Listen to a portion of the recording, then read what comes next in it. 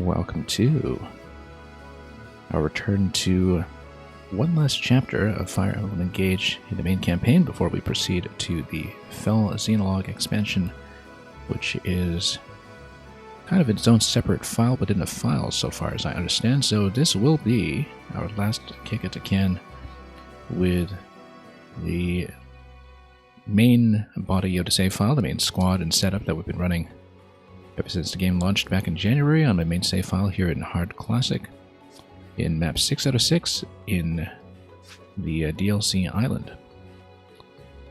And we might as well get straight into it as we look at the Altar of Destiny, where a bracelet has been sighted deep within a solemn temple.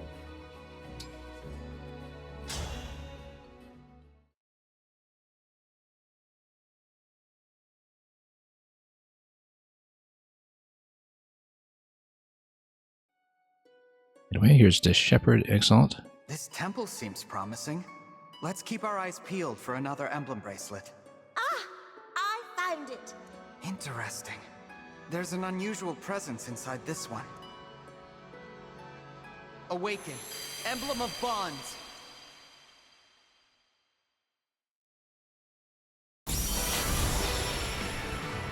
I love how Chrom comes in here with his pose from the cover art of Fire Emblem Awakening. I think so, anyway. It may very well be the mirror image of the same, but I think, no, the way that he comes in I feel like I slept for quite a with while. Falcon is definitely meant to evoke that.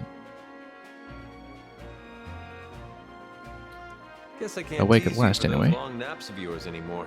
Like back in Fire Emblem Awakening. Hello? Robin, of course, coming in with the Hibernating Dragons Club. Here for the annual sorry. general meeting. We're just getting our bearings. Nice to meet you. I'm Chrom. He's the leader of the Shepherds. I'm Robin, his tactician. If you're the one who awakened us, then you have my thanks. Yes. I'm the Divine Dragon. So, you're two emblems in the same bracelet? Right, but it's not that surprising. Robin and I are bound by ties stronger than fate. Like their ticket to Smash. What do you mean? I swore an oath to Chrom when we lost his older sister, the Exalt Emerin.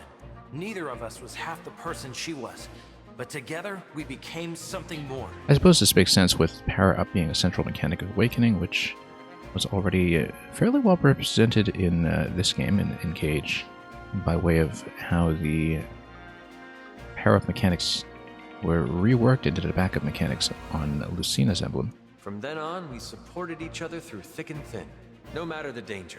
My sister fought for a peaceful world. That's a wonderful story.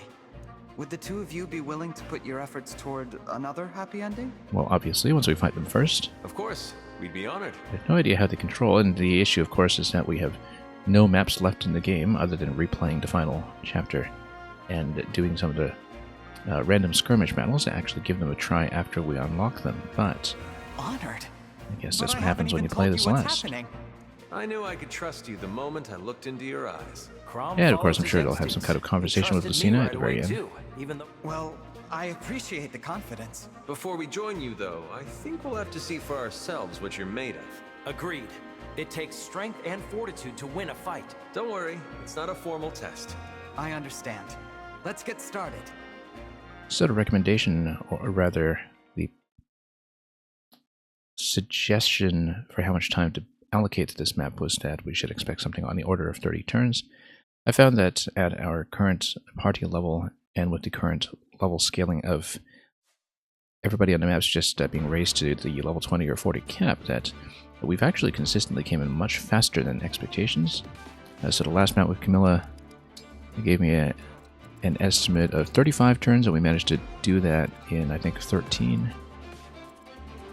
And so 30-turn estimate this time. We'll see how long we take. It is going to be with a party of 10, like with the previous map.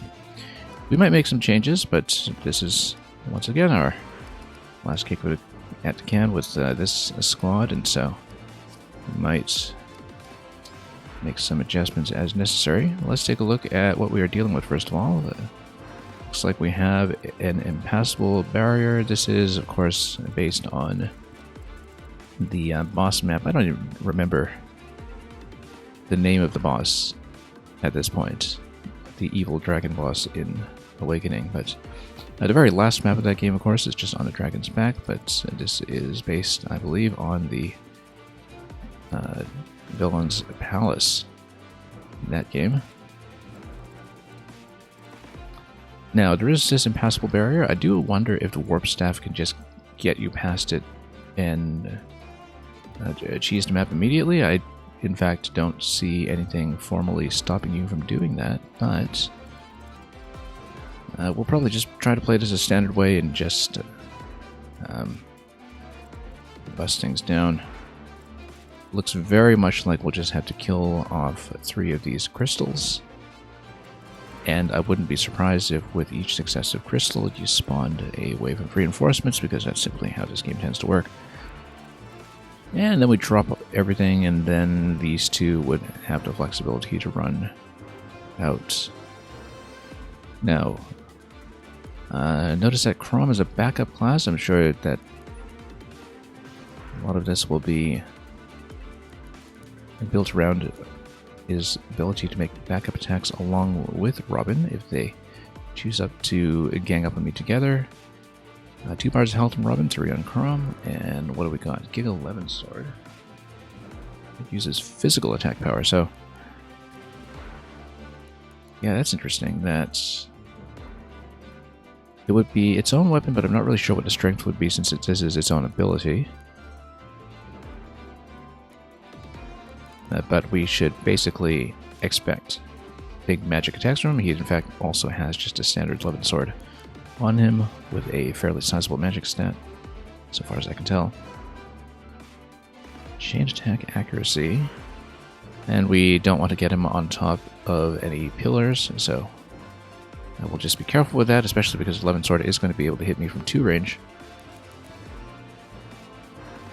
And the Falcon, as usual, has dragon effectiveness, so we need to be extra careful with that as well.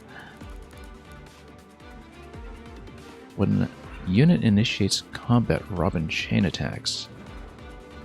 Okay, because Robin typically is just also a backup, so they're both backups, and they're going to hit with each other. Grants magic plus 10 while engaged. Guaranteed hit with a trait. With a chain attack. So we can take advantage of how I built Louis to be immune to chain attacks. I believe Ivy might also be the same, but we can't really pick and choose whether we'll have a physical or magical attack coming in. And notice that his speed is pretty high. It's 32. 11 sword on Robin, of course, his classic weapon. As represented in Smash as well, and also the Thoron spell, so we've got to watch out for him at 3 range. He's got the old Grandmaster class ability of Rally Spectrum. He's going to rally Chrom, but I kind of wonder if we'll have a mob of reinforcements that he's supporting as well. It could very well be possible. So, let's see what we're dealing with over here. Now, it looks like Great Knights. And yeah, pretty low resilience on those guys. A couple of archers over here, so we'll need to be careful. I kind of wonder if things like Bolting and Astra are going to be able to reach beyond the barrier if we try to do some kind of early snipe just to get 1 life bar down off of Chrom before we even fight him directly. We have a couple of Thoron sages here holding bags of cash.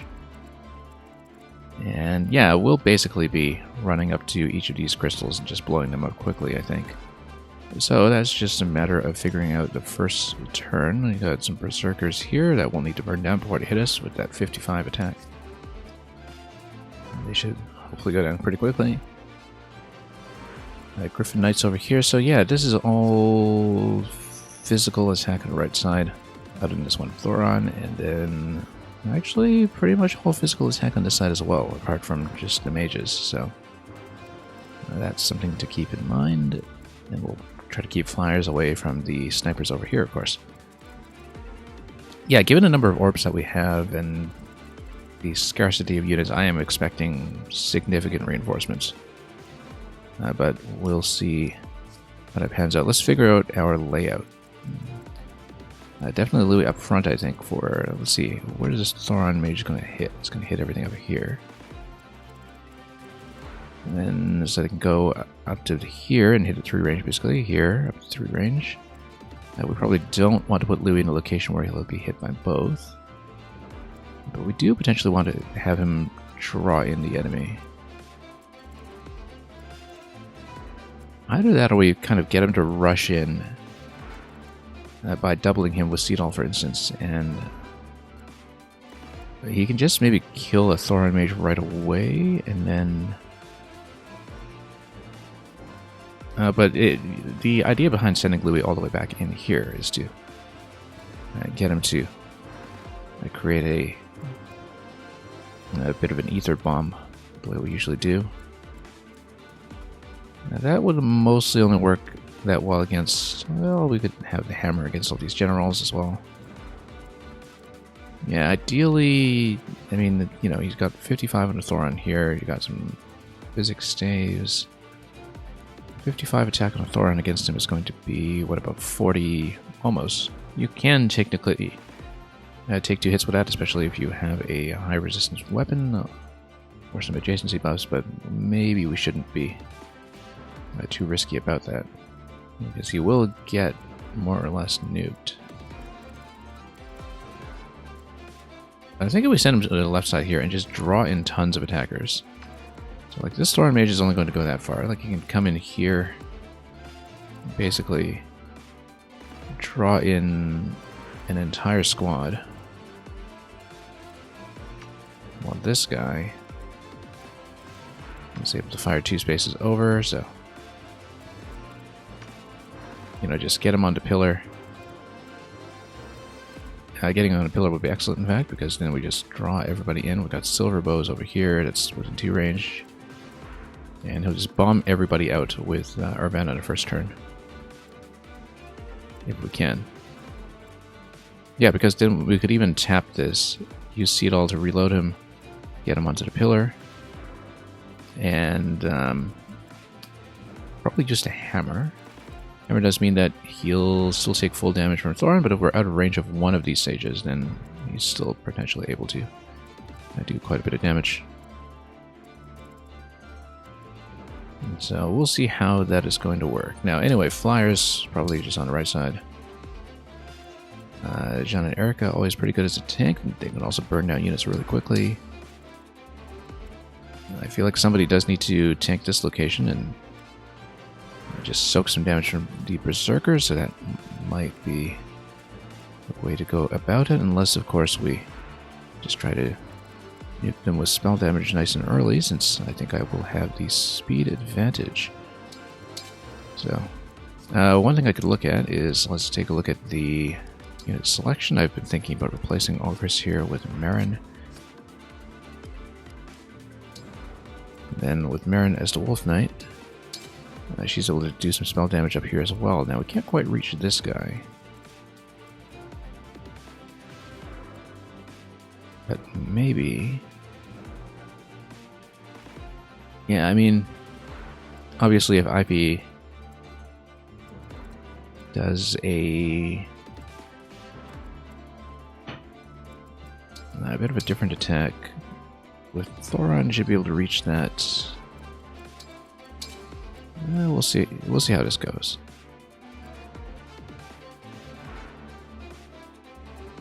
Anyway, Citrin and Soren over here. Yeah, we'll figure this out. But definitely flyers down the right side. Now we'll just try to clear as much of the map as we can. We'll definitely want the archers kind of facing right as well, just because of those guys up there. So probably Anna and Hector down here. Yeah, we'll do some kind of snipe. In fact, if we do an Astra snipe on one of the sages, then there's nothing stopping us from just sending Louis right up the middle. I mean, right up the middle. Just trying to get as much as possible to hit him head on.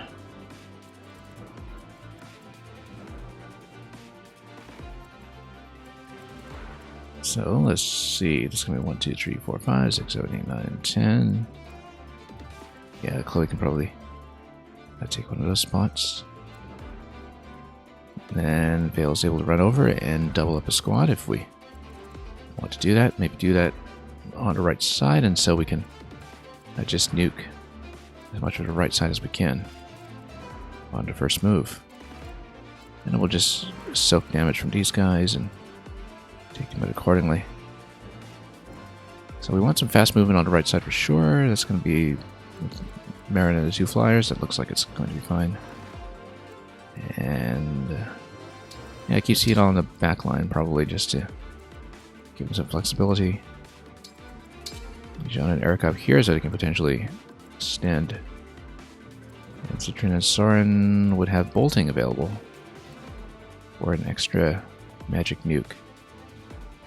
Okay, let's just go with that. Let's not spend too long with fussing around with this. We'll have to figure out how many hits it takes to actually take down the crystals anyway, and whether there is a big reinforcement spawn right off the bat. So, a couple of considerations there. Let's take a look at the inventory just to do a final check.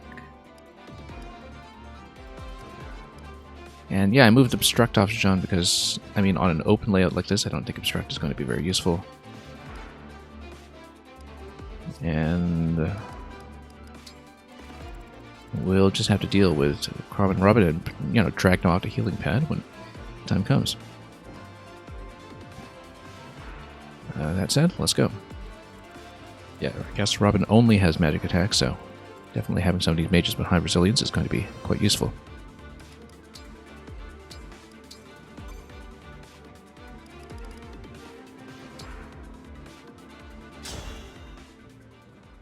No need to hesitate. Come at us with everything you've got. Now, one thing I Let's see how did you adjust handle our- was I put Camilla on That barrier is in our way. my avatar character here. The magic attack doesn't synergize well with my very low magic Divine Dragon at all, but Divine One. I'm Looks hoping like to get those some use out crystals of might be the generating the barrier. Dragon Vein power, since we'll finally get to play around with the Choose Your Own Dragon Vein, which we never really played around with Corin. Let's try smashing one and see what happens. Brilliant idea. Well, we could smash it. I'm sure it's going to spawn reinforcements, though. I'd be very shocked if it didn't. I'm honored. Anyway, it does mean that we can. Interestingly enough, Levin Sword doesn't quite do enough by itself, but I guess combined with Ivy, you'd be able to make some kind of big attack happen. Where was Vale? Vale is actually kind of out of position here. I should have moved her further forward. Just make sure that she could reach some of the other units in play. Ready and able. Yeah, because you'd be able to do Thoron over here, maybe even use Corin just to freeze the other Berserker for the time being. I think that's probably the play. That does mean, well, let's mark the spellcasters here. Let's also mark these guys.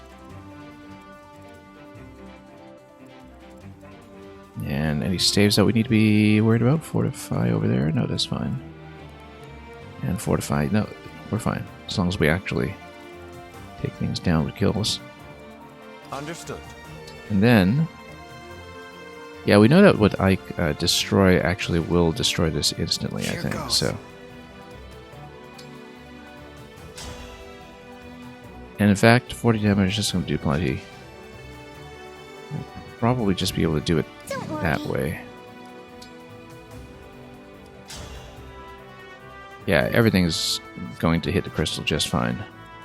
But the thing is, who is most easily usable here as an attacker? Probably...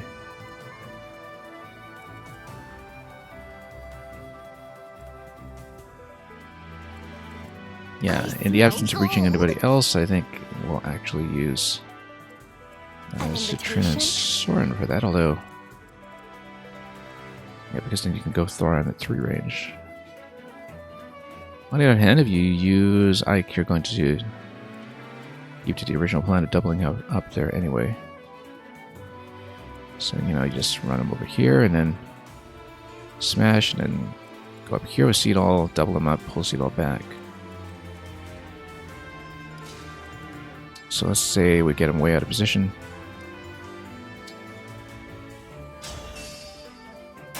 And Demolish guarantees the hit. It looks like we'll need to destroy all the crystals to get through. Well, of course we will. Okay, so Shall we dance? here's how it's going to work. It's going to be here, and just in case we reopen that line, we do have to pull them back 3 spaces. And the idea is that, first of all, we know that these guys are going to do way too much damage, 36 and 36, but nobody else will do anything, and you'll actually get a lifesteal, I think. So, I think this is actually survivable if we just pop them up here, and we're really concerned about that. We'll snipe off one of the Thorn Mages. Oh, a hammer's not going to quite get the kill, and everybody will be out of position next turn, but it'll do decently. I actually kind of wonder if we should have done something to buff up his strength. We can, in fact, do that if we use Veil and Instruct. The question is, how far off is he? Let's take a look at the hammer.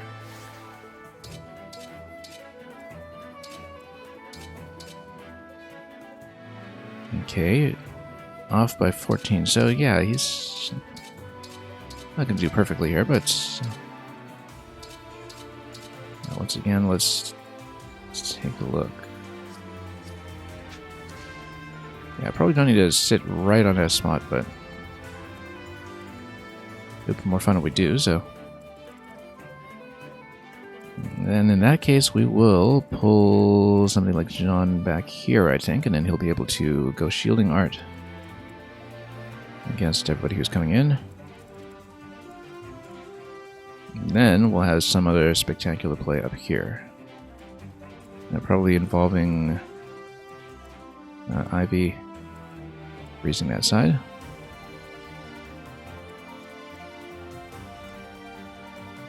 Yeah, because everybody else is a little bit off, but that's okay. I mean, we'll spend some of the engaged powers right now, and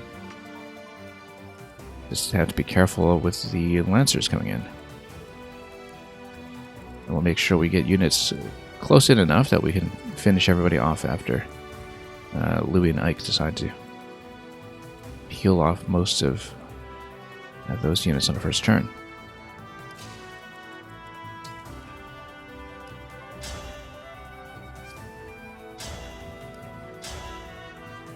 Yeah, the thing about Stinkadea is that it actually does have the 51% crit. Because that's just how I build this thing. It means that there is some kill potential right here with Marin immediately. The problem is that it does make the Berserker out of range. Unless we can kill it some other way, like with Astra. So let's take a look. Emblem, engage. And see what we can do. Bolting is also another way to deal with it, potentially. Yeah, Astra's only going to do 50 against that. We need to do a bit better. Astra can also take out the Thorn Mages. Also, let's see if Robin was actually reachable here. Let's...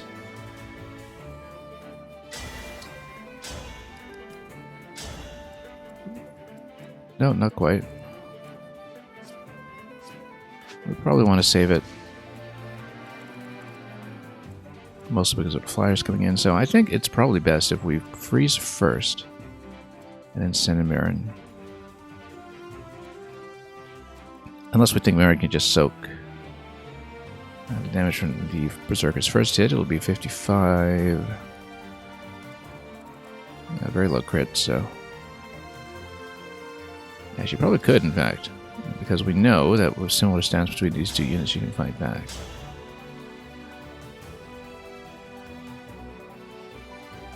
Yeah, so I guess if this fails to kill, then we will also then heal her up. Or rather, send in Ivy to clean up. Let's see it. 50%. One of these should crit. Farewell to you. That was cool, was it not? I think her dodge against Berserker should actually be reasonably good, depending. It's got a 111 hit.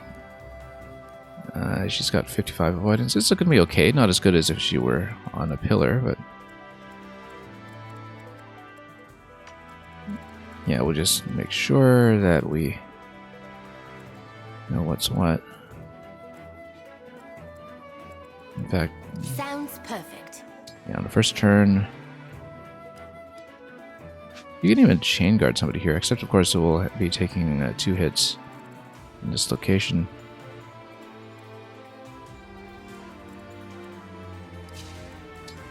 You can even play around with the Dragon Veins. I actually should have thought about using ice on the Dragon Vein, because that increases your movement skill, and I don't know if that would do it instantly, like if you drop it on top of somebody who hasn't moved yet. Because maybe it would. If it does, then you have an easy way to send some of these units over immediately.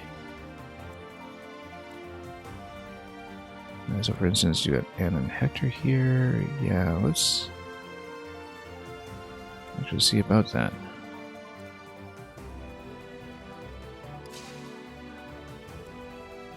Like if you just did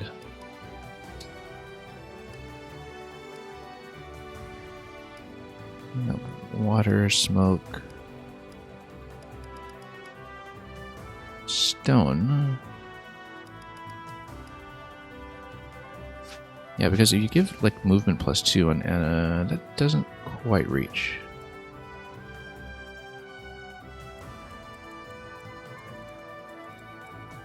But it'll be an interesting test case, I suppose. Yeah, okay, now let's just stick with the current plan then.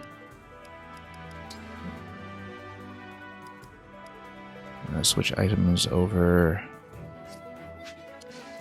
Yeah, actually, considering this further. Yeah, no, that'll be the way to do it.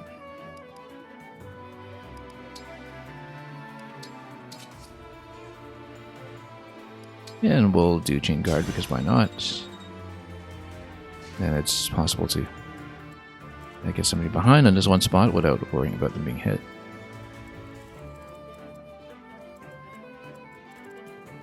On either one of those spots, in fact.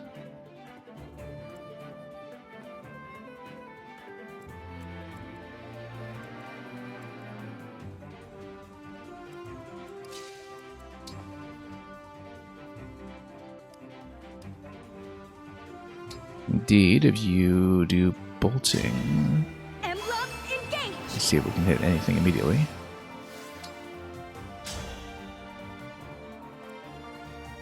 Okay, 77% and 3. Let's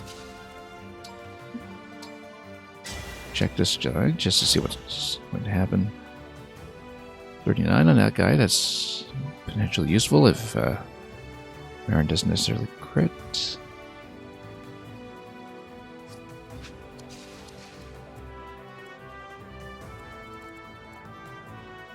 But yeah, actually bolting on one of these units immediately might be good.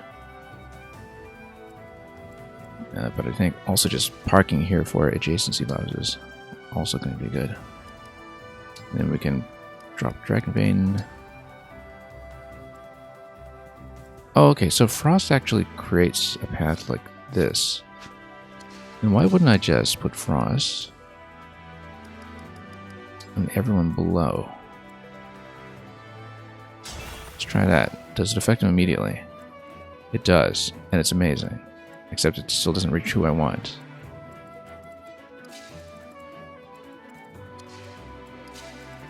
However,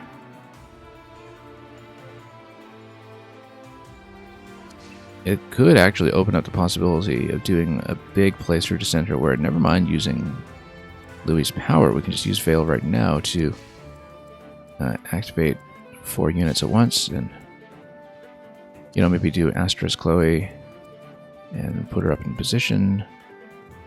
This has some promise. Because basically you can just go like Radiant Bow immediately. It's a little off in terms of damage. But then you can just push through the center now. And then reactivate everybody.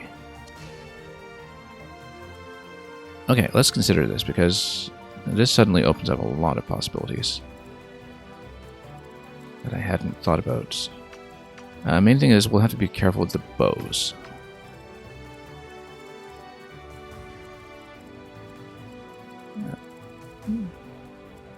Because I think everything else is going to look pretty good. Like if you go here with Citrin and Soren, for instance, Thorin doesn't quite kill anything, but Nova and Bolganone definitely would.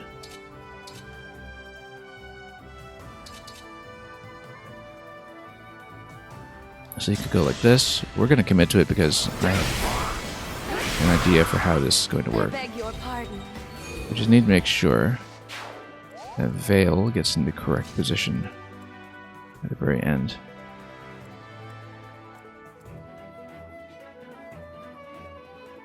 Which means that Louis is not going to be able to double up on this attack. But if you go like 1, 2, 3, Citrin, Soren, Chloe can stand here.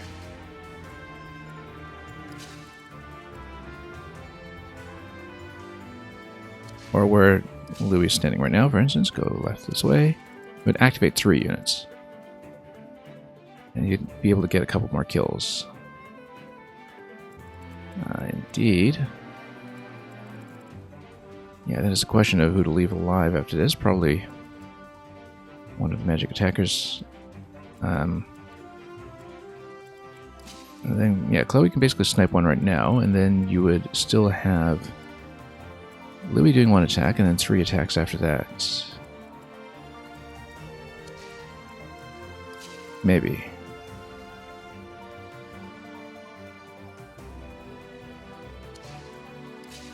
So Vale could basically go up here. Activate 3 other attackers instead, rather than Citrin.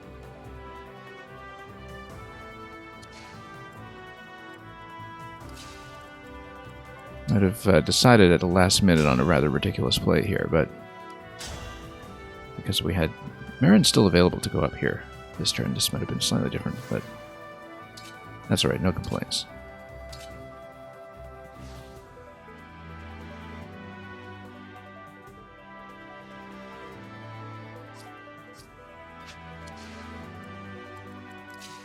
Yeah, but okay, then anyway, definitely. Yeah, if we want to reactivate Anna, she's got to go here. So she's not getting a kill anyway. B-Minute's welcome. I decided at the last minute on doing a bit of a ridiculous play that I'm now trying to salvage. This is the first turn. And this is, as you know, the last of the 6 maps, at least in the order I was doing them. Okay. So let's say we get her to snipe one of the mages. Then she goes, oh no, she can only go 2 spots. Okay, so I actually miscalculated this. No, I found that actually this whole set has been pretty breezy for me. Tiki's map took a little while, but you see, the thing is, the level scaling seems to be at endgame that all of the enemy is just moved up to level 20 in advanced class or level 40. But my party's at the point where, because I've done everything, and this is my, party state before the point of no return at the very end of the game, that I actually am kind of outpacing the enemy slightly in terms of stats. So I feel like it's a case where, their levels cannot go any higher. Their stats aren't going any higher, at least on difficulty, and I'm just outpacing them. And yeah, you had no emblems for those. I mean, I would have had the opposite experience then with the Paralogues in the main campaign, where a lot of the Paralogues in the main campaign, which are consistently tuned about 5 levels above the main storyline, were the toughest part of the game because I was going into those with no emblems. And there's some expectation that you're supposed to wait until you have emblems before you do that, but, you know, we don't do anything that wise, so... Okay, so... What am I doing here? Yeah, okay, so let's say we take Veil here. We will not be doubling Citrin. We'll be doubling 3 other units instead. It'll be Louis and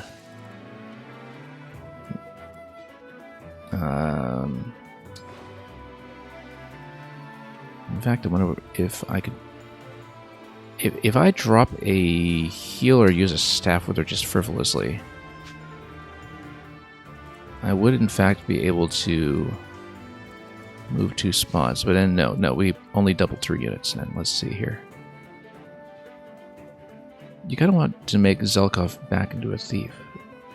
Do I think Yunaka could be a different class than thief? Oh, probably. I mean, her whole shtick is... I don't have her open right now, but... like, her whole shtick is that she does extra damage from avoidance tiles, right? Like, I think she could work very well as one of the other covert classes as well. Like, if you build her as a... I guess you already have a sniper, but... basically, any class that really kind of takes advantage of high avoidance, I think she'd be perfectly fine with. Because that just plays directly into her stats and her skill set. Okay, so I did something rather reckless here in terms of miscalculating. Let's see. As then you can go up. What if I come here? Rescue Chloe. Go up 2. Then Veil will sit here. Let's see here. And I can hit from here. Louis can hit... Oh, better idea. I can just use Rescue and Veil. And then she can reach anybody she likes. Because now I can go 1, 2 spots up here. Oh, that's even better. Okay. I still have a bit of a problem, though, with Chloe's positioning. Because I only get to canter 2 spots with her.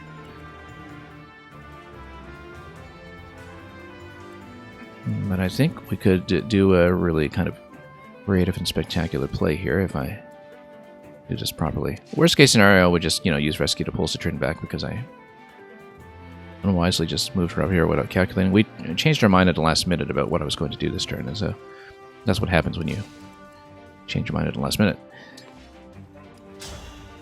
Yeah, because I think the idea is that we can just take everybody out. In fact, wasn't it... Whose power was it that you could use to basically... Yeah, assign decoy. So if I reload Citrin, then we can use assign decoy on her, and then that removes the problem. Because Veil can go up here, basically.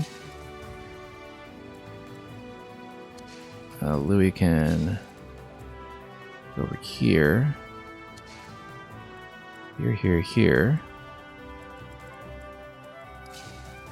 Then stand here. No, not quite. Yeah, so one of these units will have to budge, basically. I'll just need to figure out who that will be. I'd rather get Veil up here. Then you kind of hit with Astra. Do something fun with the rescue staff, perhaps. Then run in this way. Yeah, you have Etier as a bow knight, I see. Yeah. I actually kind of underused cavalry in this game, but I've been underusing cavalry in the last few games, I think. I didn't use cavalry classes that much in Three Houses either. Okay, worst case scenario, we just pull her back with rescue staff, but I think we can do this. Let's see. Yeah, because I discovered at the last minute, oh, you know what, I'll just drop a Dragon Vein here and boost her movement and see if we can do some kind of like blitz plays for Descender. And I can't, I just miscalculated my positioning very slightly. In a way that will probably cost me. Let's see. If we go, Killer Bow does nothing. Radiant Bow doesn't quite kill. basically, if we do Chloe up here, bump her up, like snipe, bump her up. Yeah, no, I think I know how to do this. Let's have some fun. I don't need to send Veil all the way up here just because. I can just get her to reload.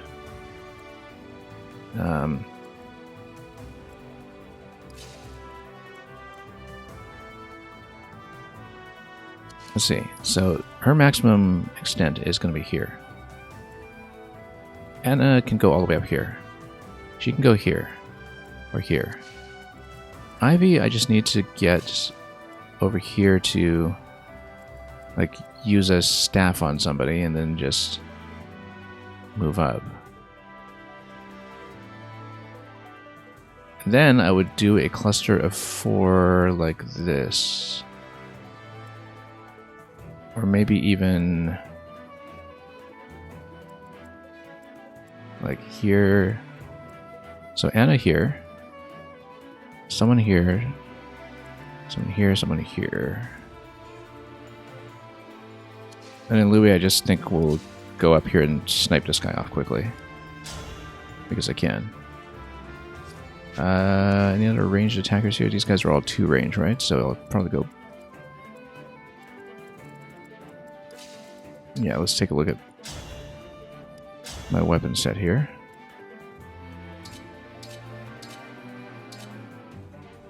Yeah, we'll just go Briannac and hit immediately. Okay, this will do it.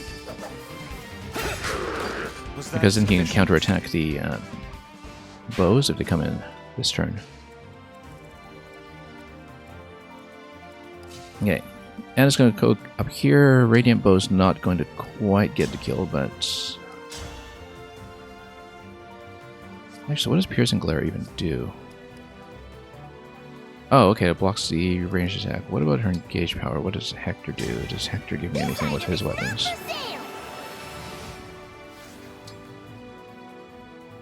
Adopt stance that always falls out. Oh no, this is the defensive thing. Doesn't quite get me what I want. Killer Bow won't do it. So, we'll do Radiant Bow on that guy. And then we'll do some kind of snipe up here. Move into position. And some kind of staff play with Ivy. And a Veil comes up here and basically reactivates the whole cluster. So, go Radiant Bow.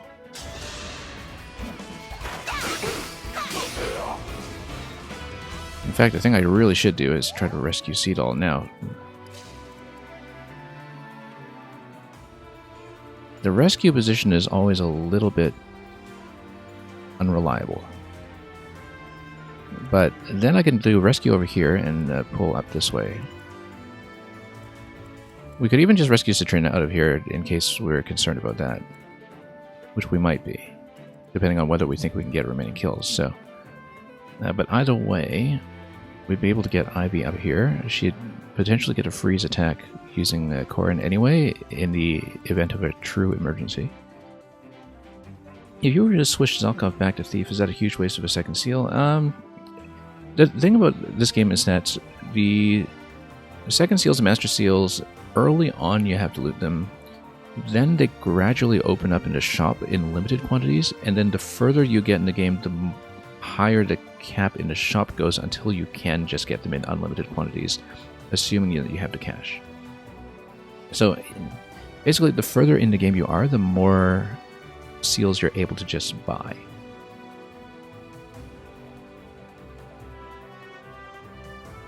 And which is why I also recommend that if you are really short in cash, you probably don't want to toss too many weapons down the well, because a lot of the spare iron or steel weapons that you pick up along the way, they're actually a pretty good source of cash in a pinch if you need to trade up to more seals.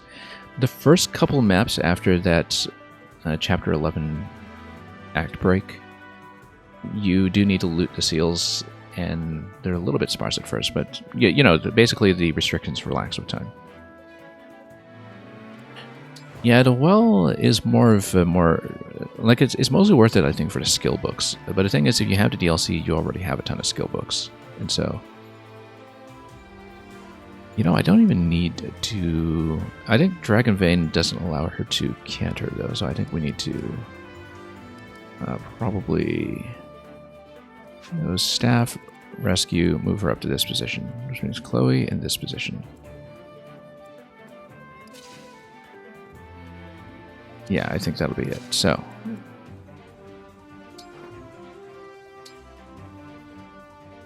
let's go Astra. And let's just nuke somebody.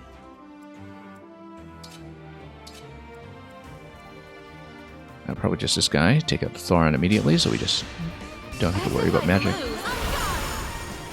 Did I see the Xenoblade amiibo announced? No, I didn't. I didn't know they covered Xenoblade 3, in fact. I had no idea, so thanks for letting me know. I mean, I assumed that there would be Pyra and Mithra because they were expected with a Smash line, but I didn't know they would also go for Noah and Mio along with that.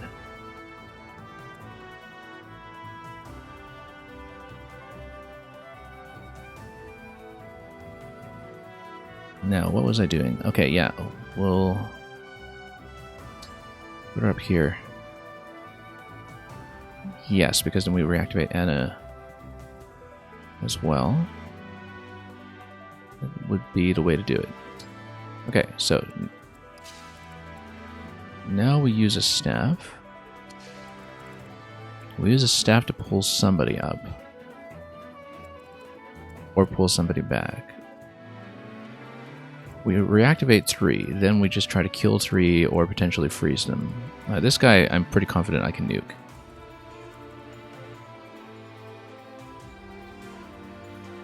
So, yeah, we'll just burn a rescue staff for no reason because at this point in the game we can afford to do it. So why don't we just pull my avatar up a few spots. And then, if I'm correct, I should be able to canter up too. Like this. Okay, this is the play I was going for. Then you go engage. Emblem, engage. The Goddess Dance and reactivate 3. It's over. I'm trying to be way too fancy here. The original intention was to just send Louis up here with Ike's power and just tank the whole group. But I saw an opportunity to just kill everybody, so we'll kill everybody. We will stand her somewhere that allows me to take advantage of an adjacency bonus if we need. Which would probably mean standing her like here. Yeah, that'd be best. And hello, Tactics 47. Hope you're doing well. Okay. We need magic attack against all of these guys. That's okay, we have that. We have that in spades. Flameline's not quite there. It's got the 20% crit, but we might have to do a bit better than that. I mean, this guy will just fall over to whoever pokes him. So I'm not convinced about that one. The other ones, though, yeah, just a little bit short. 3 damage.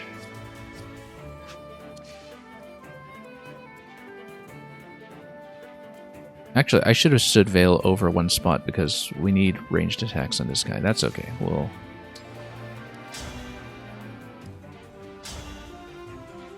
be able to knock it out with L-Surge. Is this one...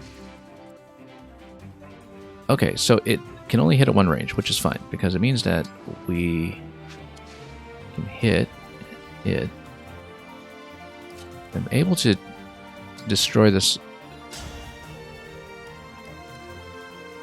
with something like an anti-armor weapon. That would be best, but I don't know that we have that right now.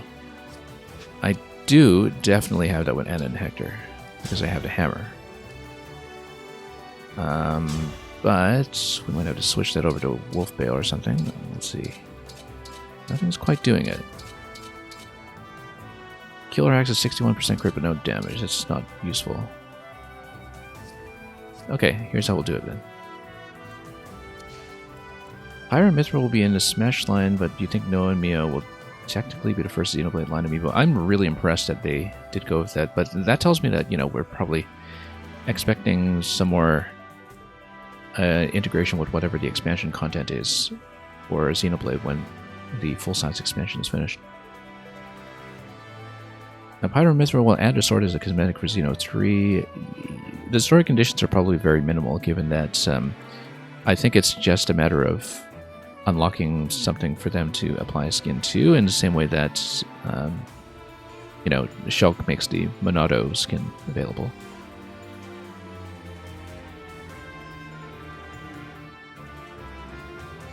Yeah, late June for the Xeno expansion. That'll be interesting. I'm still waiting to see. I don't have the Xenoblade 3 DLC because I'm waiting to see if they will have a physical release for it like they did with Torna. I was definitely very happy to receive. Okay, this guy has 2 range attack, actually. We need to watch out for that. And we'll just kill him. Whatever. We'll just kill him. He's not going to do anything here. Yeah, he'll hardly hit. In fact, let's see if the 20% crit goes. That'll affect the rest of our turn, so let's just hit him and see what happens.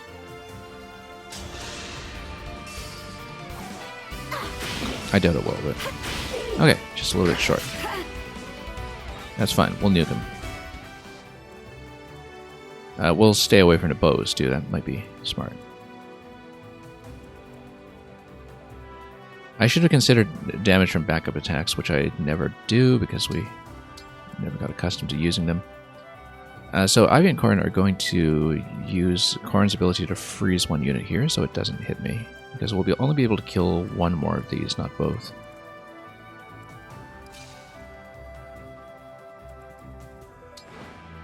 I think, unless we go Torrential Roar, but I think that's a physical attack. I don't think that'll do it. Yeah, we'll go with this position here, and then we'll go L-Surge, but with Corrin. She might take a bit of damage from that, but that's okay, because the... maybe we shouldn't do that. Like, we go here. Then we go Bolganon against this guy. No, he's still going to hit because he's got a 2-range spear. Yeah, okay, no, we'll just hit him directly. Corrin's ability will freeze both in that cluster. You don't think it's going to be like Torna, yeah. Guess I did it right. I don't know, because... Well, the physical release of the Torna campaign originally was such a weird, idiosyncratic event for Nintendo anyway. But the interesting thing about it is that they actually did reprint the cart prior to the release of Xenoblade 3, I think. Anyway, this guy is frozen. He's got no movement. He can't hit me, so let's get in here as an Hector and nuke this one. Yeah, Radiant Bow will just kill it. Torna's a quick game. I mean, I had the fortune of having a significant amount of time off between... Whoa, that was bad. Oh, that's just a crit, that's fine. Significant amount of time off between Xeno 2 and Torna. Almost too much, in fact, because I had to remember what was going on with some of the villain characters. Because I think I spent the better part of a year between those two. And so I did not have a burnout issue.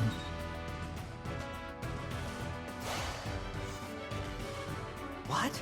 The crystals. Okay, reverted so you back. have to tap them all at the same time, I bet, on the same turn. Then we can't waste any time. We better attack them all before everyone's actions are finished. Okay, that's easy. Aha, reinforcements. So the faster you do it, the fewer reinforcements you'll deal with, I'm sure. Yeah, B-Minutes, I specifically didn't stream Xenoblade 3 because I figured if I restrict myself to streaming hours only for that game, I would never, ever finish it.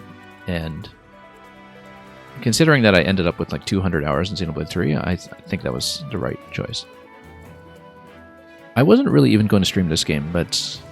And, you know, I've had almost no audience for this game, to be honest. Like, not a lot of Fire Emblem viewers on my channel, but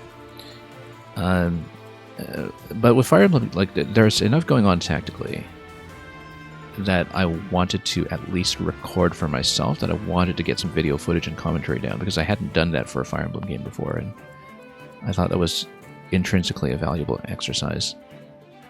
But even so, like, this game, I've only been able to do it because, you know, all of the Somnial party management stuff I've been doing off stream. Like, I've been streaming pretty much maps only. And if I didn't stream maps only, you know, I'd be here all year. I wouldn't get this done. Okay, so Jean and Erica, they're going to probably just knock down these guys. The Divine Fist is going to be more than enough. Flashing Fist is going to be even better because it can't counter. Since you'll have Alacrity, just giving you tons of speed. So, Jean's going to take them both down.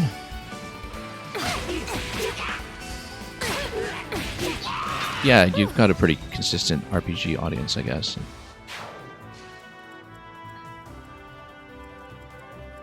Yeah, I didn't stream Triangle Strategy either, and for similar reasons as this game, I wish I could have, but on the other hand, there's just no way I would have finished it.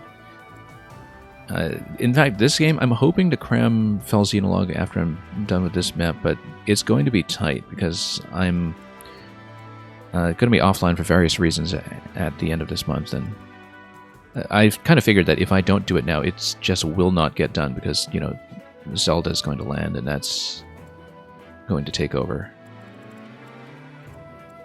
So I pretty much had to do it now, but it was definitely a bit of a time management problem. I'm pretty sure at B-Minutes we talked about it and that we got the same ending, and that I didn't really think it was a bad ending. Despite what happens to the main character, I didn't really think that was all that rough. Okay, let's see. We need to heal her up, probably. These two we can snipe pretty easily.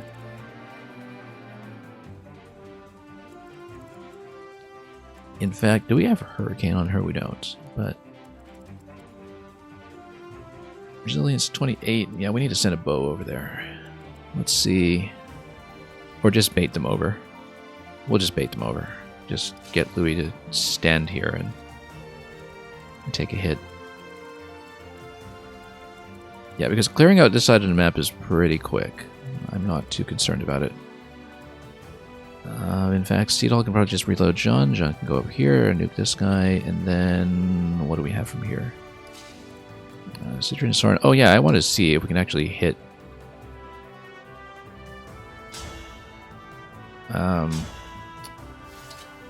Where's my bolting? Hang on. May I call on you? I wanted to see if I can hit Chrom and Robin remotely without taking down the barrier. It doesn't let you, okay. You can't hit anybody past the barrier, in fact. They are completely protected. That's important to know. I assume that you can't warp in there either. Did I ever play Dragon Quest XI? I have not, no. I've heard good things about it, but it was one of those where it's reputedly too long. Like, same reason I never picked up Persona 5 despite being quite interested in it. Is that past a certain point, you know, you only have enough room in your life for so many games of that length. And I was well over my limit. So, someday, maybe, in a few years. But it will not be this day. Persona 5 is taking you forever, yeah. You see, that's what I heard. That I should expect that. Okay, so, we can... So if I'm off by a point of damage so here, we should actually use Instruct on Veil to... oh, and I can do the movement trick again, except it won't work on flyers. Where's my Dragon Vein? Here it is. Yeah, I can just drop Ice again to get everybody to go fast. Or at least get Anna and Hector and Citrin to go fast. How fast can you go? Okay. Yeah, okay. No, we'll do it. We'll do it. This is a fun way to play. And we'll do it this way. Dragon Vein. Let's drop some ice. And then, now we can go all the way over here and play with my toys. A Killer Axe with my 50% crit. Or Brave Axe, which is going to just cut right through this thing. We're going to cut right through this thing. You only mentioned DQ11 because the voice actor where Sir Noah was in that game is a very flamboyant character.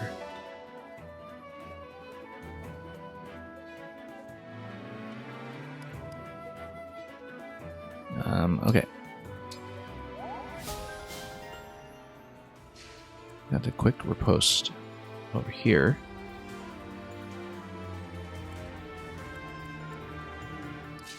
But yeah, I'd love to go back for more triangle strategy at some point. In fact, I was kind of underwhelmed with the early chapters of this game simply because I was coming directly from triangle strategy, which, you know, is such a change from Fire Emblem in terms of some of the thinking that you have to apply. And like in triangle strategy, I was pretty much never doing mental arithmetic because it was so very positionally driven, where it's just entirely about where people are standing, and I just don't need to calculate damage, right? But then, of course, I got into the flow of this game, and I kind of got back into the Fire Emblem mindset, which is kind of a good place to be in. Anyway, we can hit with a bow, but oh yeah, maybe ramming myself into a bow with a flyer is not the best idea, but we'll do it this way. We'll dance. Jean. We'll move up.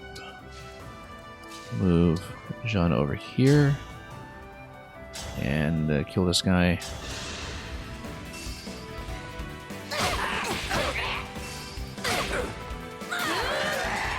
Yeah, I've never really played Fire Emblem for story, with one major exception, that being Three Houses.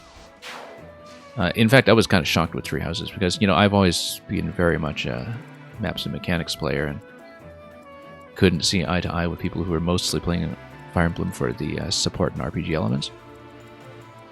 And then, you know, playing Three Houses was kind of a revelation in that a lot of the story and character content was so good in that game that it was a window into how the other side lives, right? Like, basically, kind of a perspective on what other people were getting out of Fire Emblem, and I thought that was a very valuable experience that way. Okay. Yeah, there's a fist up here. We don't want to go too close. However, this guy... yeah, we can hit and we can pull back, and we can... I mean, I'm still engaged with Corrin, which means that any attack of mine will just freeze this in place, whether it hits or not. So... then we can just go Thoron against this. And that should basically kill it, depending on a hit rate. So... Citrin doesn't quite go far enough, but we'll be able to do quite a bit, I think. Yeah, I actually want to line up my characters in sets of 3 as much as possible, specifically so I can drop ice on them at the beginning of next turn. That seems to be a pretty interesting way to do this. Off by 2 damage, it's always unfortunate. you know what? We're just going to send her over and go Nova. That'll be a nice, easy kill.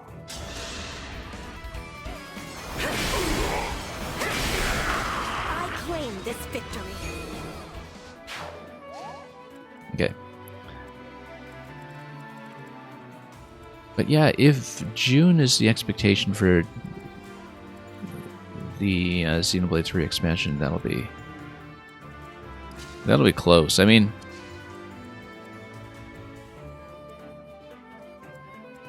I felt very overloaded this year in some ways. This is the busiest first half of the year in video games I can remember. I was thinking back, I was looking over old records and such, and I cannot remember a kind of January to April or even January to June that was as packed as this one. And let's see. You see, the thing is about older Fire Emblem games is that even when I vaguely remember liking the story elements, like say in Path of Radiance, I don't remember anything about the story really. Or in Fire Emblem 7 with Lyn, Eliwood, and Hector. What I do remember are specific maps or tactical situations that were very unique. Like, it's been 7 years since I played Conquest for the first time, and I can actually still remember specific locations in specific maps in Conquest that were very tactically colorful.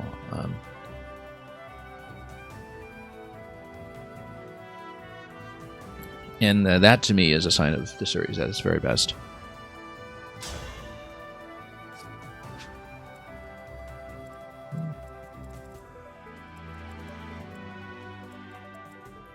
But, that's just how I play games. I'm always just doing my own thing. Okay, so we want to kill this so we can send Louis over, or we can just go Ivy and... Yeah, we'll just... Actually... What about we go for that sword? No, it does nothing. Let's drop this, it'll just immobilize.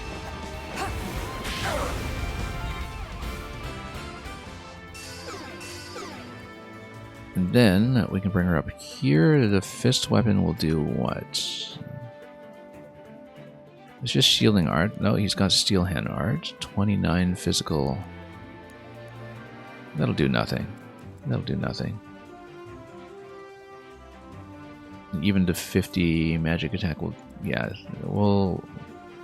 Oh, except he's got 38 res, so we actually can't hit him. We need somebody physical to get in. So we go here, because then... First of all, that was a mistake, because you're still within range, but... the idea will be that I send Marin up there. And we still have enough attackers remaining, don't we? Yes, we do. Okay. And then maybe send Vale up there as well to protect. Okay, let's actually get stuff done.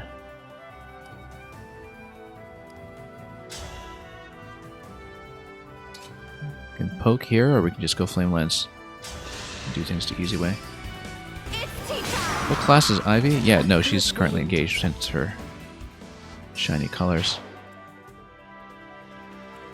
And yeah, we'll send her over here because she's still got the bow. She's going to be able to one-shot a lot of this stuff. Steelhand art, yeah, 29 over 23. That's going to do 6 and 6. The magic attack here is going to do... Yeah, so my speed is okay. So the magic attack here is going to do about 15. She's in great shape. No worries whatsoever. Now this location here, we need to make sure that... yeah, I actually don't want to stand... no, I can stand Vale here, poke, and then pull back. So then who kills this one? Probably just Louis.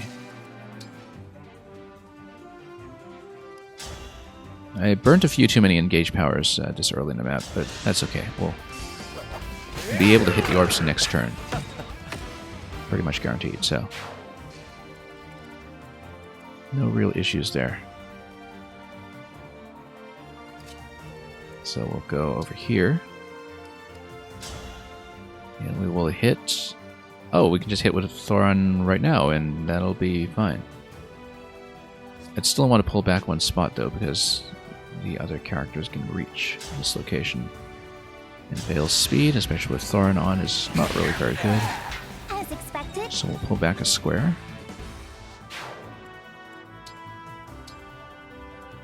Yeah, so this was a bit of a mistake pulling Ivy here, but that's okay. She'll be within range to knock out the crystal next turn.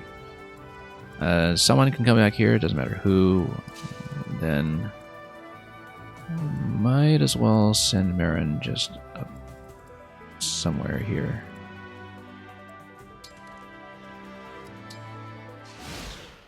I want to heal her up, but yeah, and that's the thing about the fist weapons, that it breaks my counterattack. Disrupted. Is it time, Robin? It's time. Pair up, engage. Definitely. Let's move on to the next phase of the plan. Here's the trap. You wish there was a spell sword class, swords and magic. Yeah, because that's basically what Robin was previously, right? Like as a swordsman tactician who really specialized in 11 sword. You got screwed on this map. Yeah. The area is flooded. Is there plan to block our progress? Dragon Veins can just reshape the territory, and I'm not actually too concerned. The game cheated. Did it really? Well, if it doesn't spoil anything mechanically, tell me. You can go ahead, but yeah, this is purely an avoidance penalty. That's fine. Actually, no. There is movement obstruction, for sure. Because water, I think, does have a movement reduction. Because you're supposed to have 5 movement. I think it's going to cost 2 movement. That's fine. You just drop Dragon Vein everywhere, and I'm sure I should be okay. Didn't somebody have like a miasma absorbing ability? Was it Camilla or...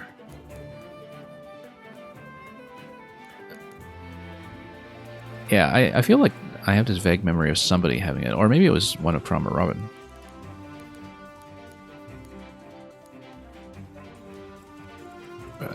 But I think that was only true of Fire and Miasma. I think it's like something that Camilla has at a very high level.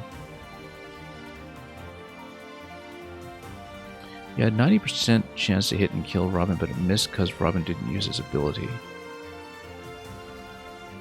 Oh, you mean it didn't trigger this whole effect here. Okay, so Seedall's movement is a little bit obstructed. Anna and Hector can't quite get far enough here, but... unfortunately, we don't have Shove. We can do... I was thinking if I could do some kind of repositioning play that... Or even a warp play, but I don't have the warp staff on me, that's the thing. I should have brought the warp staff. That would have simplified this. That's okay. We'll be fine. These guys don't worry me. 51 attack. Yeah. Gotta watch out for the spears. I think we'll be fine. Is Jean good as a monk? He's very good as a monk, except that a significant number of his stat points are kind of wasted. Okay, let me show you my Jean build here. He's got the best stats in my party because he's Jean. He's got a rating of 247 combined right now. He has his best stat as Magic 39, which he's not using at all, except as either A, a heal, or B, sometimes if you have him with the right engage partner, they might have a magic weapon. The thing that we really could have used with him is like a magic equivalent to 11 sword that goes on your fist. That would have been great. But we don't have that. So, yeah, instead we have this magic stat that I'm basically just not using. However, it is very good if you put him with an engage partner who actually has a weapon who can use it. So, for example, Erica here has the wind sword. And occasionally I've had situational plays where getting Jean to just slap something with the wind sword has been very, very useful.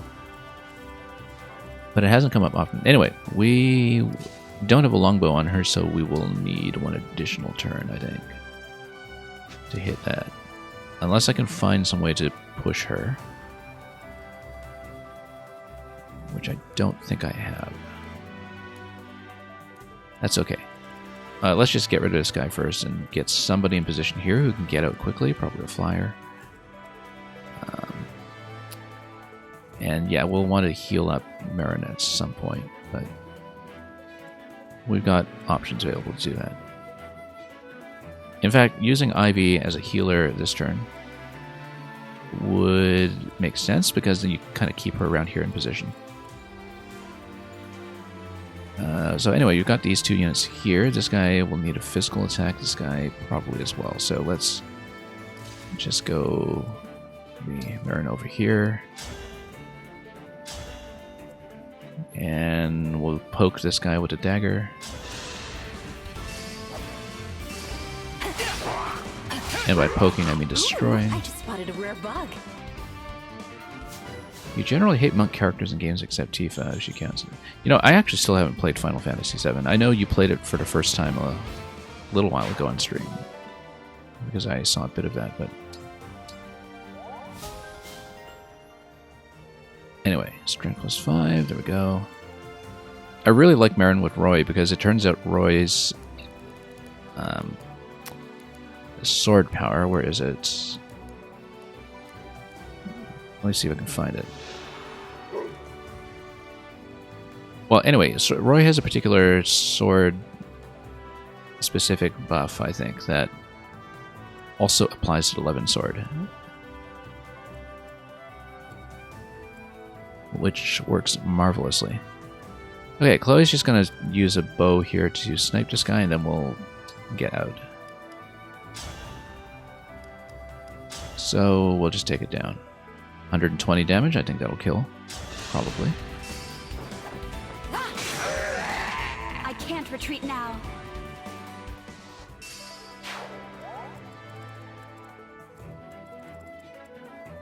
Okay. And we'll take her down here, because she's probably just going to solo these guys next turn. So yeah, because of all the territory here, I think it'll be wise to... Yes. Oh, you know what? I should have used her torrential attack, except that just makes more water, so maybe that was a bad idea. Also notice that this guy can... Oh, meteor staff, okay. So, apparently my long-range attacks can't reach over here, but their long-range attacks can reach me. Because I tried to use the bolting staff just now, and it didn't seem to be within range of anything, but... the bolting tome, rather. But it seems like meteor can actually reach over here. Which... yeah. We can deal with it. Let's go over here and just heal her up first.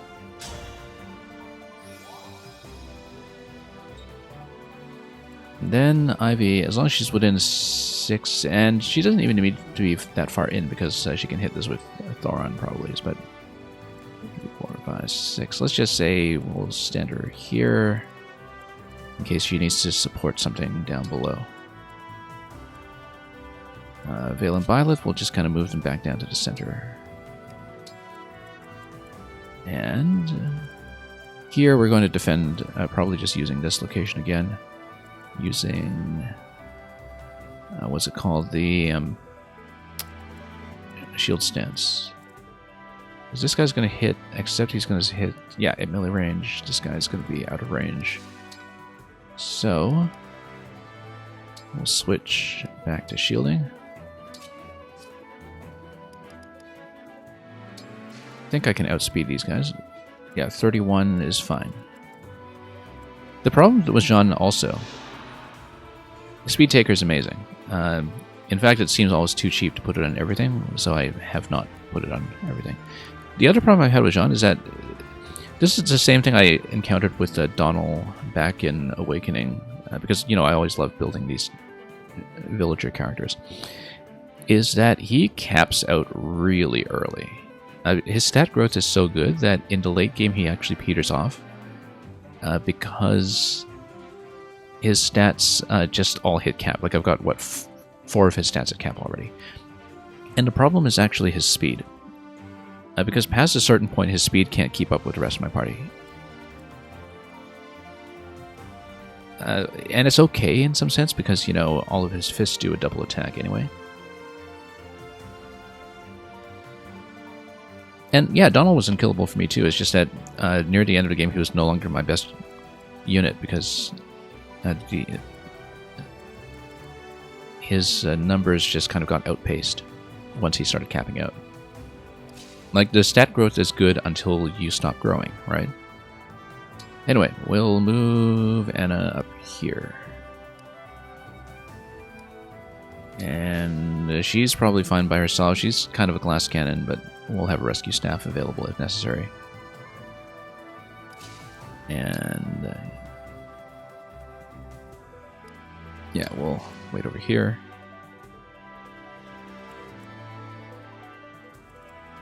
In fact, if I can drop some dragon veins to clear some water, that would be best. Yeah, I don't know. Okay, so he's got a different... With Camilla, you've got a different pattern for the dragon vein than Corrin does, which I didn't know. That for the healing pattern. Maybe Corrin's is similar if you put Corrin on a dragon, which I hadn't previously tried, but... Because let's say we kind of clear out some space here. I wonder if that will actually allow me to remove water. I think it might. Because then we have a little bit more movement coming in from up top, although we're basically just keeping a flyer up here, so that shouldn't be too much of an issue. But we would want to clear some space to get Anna a clear path back to where I am. So, let's say we go Dragon Vein, and then we can use Seedall to drop another Dragon Vein, basically, just to see if this works. Yeah, so let's say we just, you know, drop a bunch of this. And yeah, that clears out tons of space. Which is great, because then you can do the same down here. And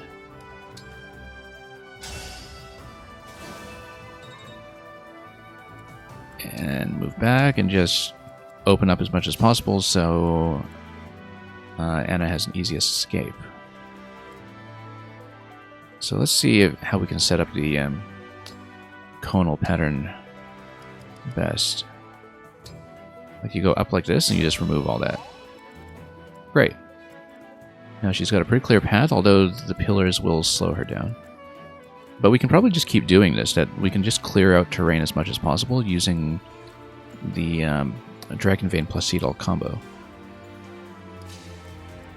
Which means, yeah, we want Louis to kind of continue to be up front because... maybe not. Because these guys are loaded with magic attack, but... We'll maybe put him sort of... over here in case we need to rescue her with reinforcements or something. Like maybe over here. We'll just... keep him flexible. Yeah, and we have to watch out for the other Meteor Mage on the top left. If it is a Meteor Mage, I didn't really even watch out for that. Your ex made a stupid Robin that was literally the most broken thing ever. Well, anyway. In Awakening. I forgot about that, actually. I didn't really interact with other 3DS owners with Awakening. So I completely forgot about that. Yeah, we got to mark the meteor. Bit of an oversight that I forgot. However, we're going to break everything this turn, and regret it afterwards. And yeah, I'll want to clear as much of a path for Anna as I can down here, but we will definitely nuke all of these guys this turn. Cavalry coming in. John's in a great position. He's got such a high avoidance stat right now. So we'll just probably burn these guys down as quickly as possible. Even with the flashing fist. Yeah, it's not quite enough, but...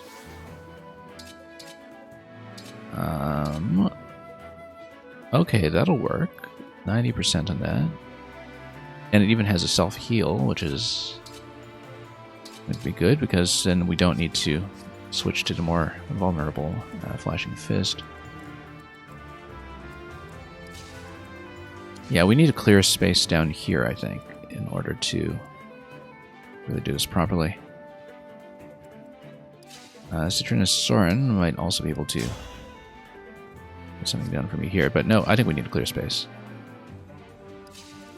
However, Seedall can also move somebody in there. Anyway, we'll have somebody remaining to hit this crystal last. This crystal up here is obviously going to be Ivy. Anything for you. Now, if we can actually get a kill with Marin here, that would be great.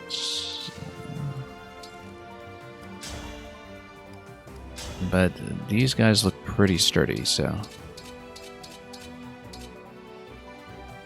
This does have a crit. The crit would only do an additional 34 for me, though, so that will not actually be enough. But... yeah, and let me take a look at these guys to see just how much damage I'm in for if I basically have to hit them straight on as Chloe. It's going to be about 24, but we can shoot one of them now and ask questions later.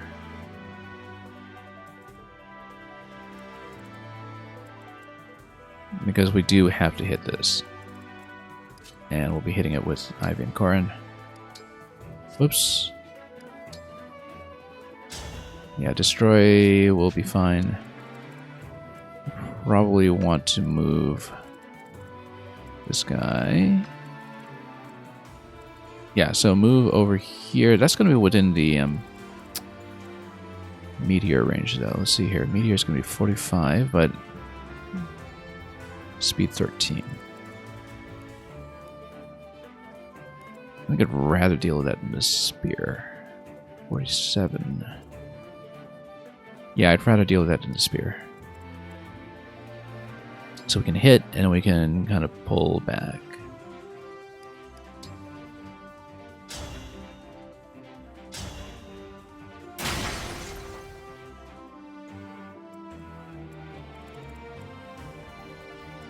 And then with Chloe, we can hit and pull back as well.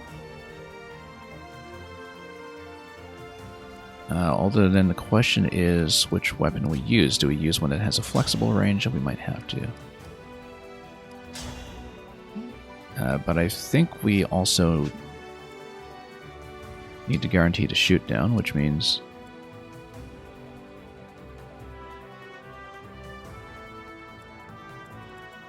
that we'll probably hit and then pull back with the bow. 106 damage should be enough, maybe. So you're telling me that Alira and Camilla lets you pick the Dragon Vein effect? Yes. Let me show you. And it's the same with Corin as well, in fact.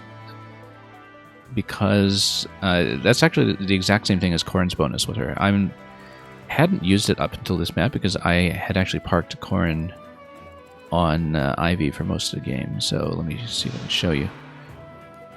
So, you know, if you have Corin on any of the other classes, for instance, and it's the same as Camilla as well, I think they match up completely, where they have a Dragon Vein ability that matches their class type, which in this case is flying. For Dragon, let me show you here. You would have Dragon Vein type bonus, choose any vein effect. Like I said, I never played with it until this map. But it's clearly very good for this map, in terms of just being able to clear space.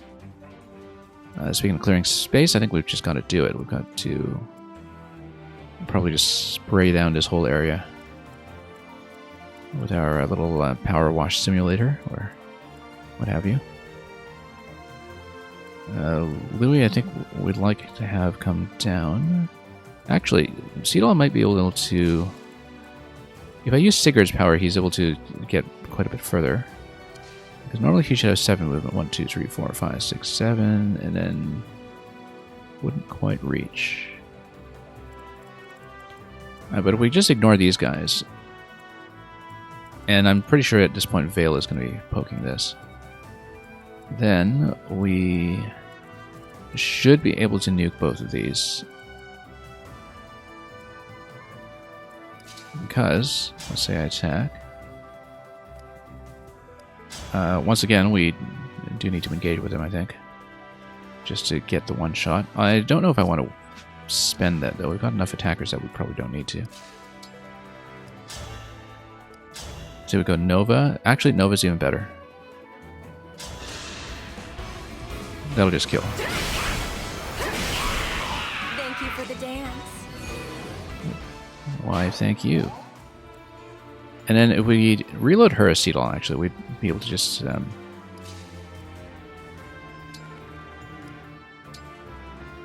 dance with her, and then she can thank us for a dance. She should be able to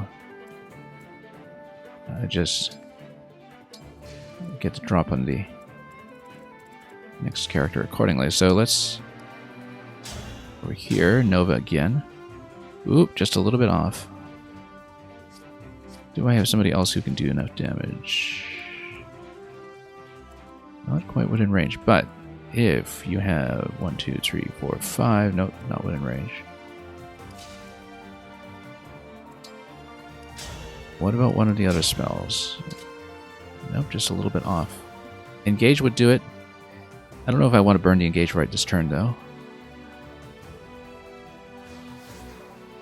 I mean, it would obviously get the kill, but of course, that's assuming that you don't want to do anything more useful with Jean, other than park him in that location and bait something in. I think it's better to just... Oh, maybe Flashing Fist, that doesn't quite do it either.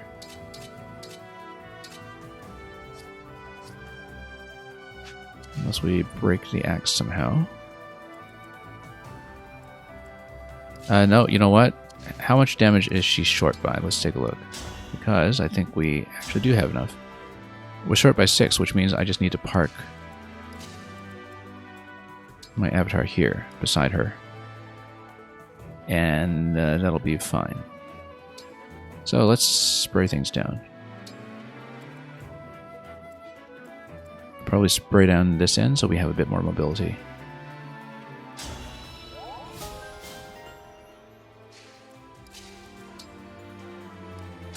Then we go like this. Now we have enough.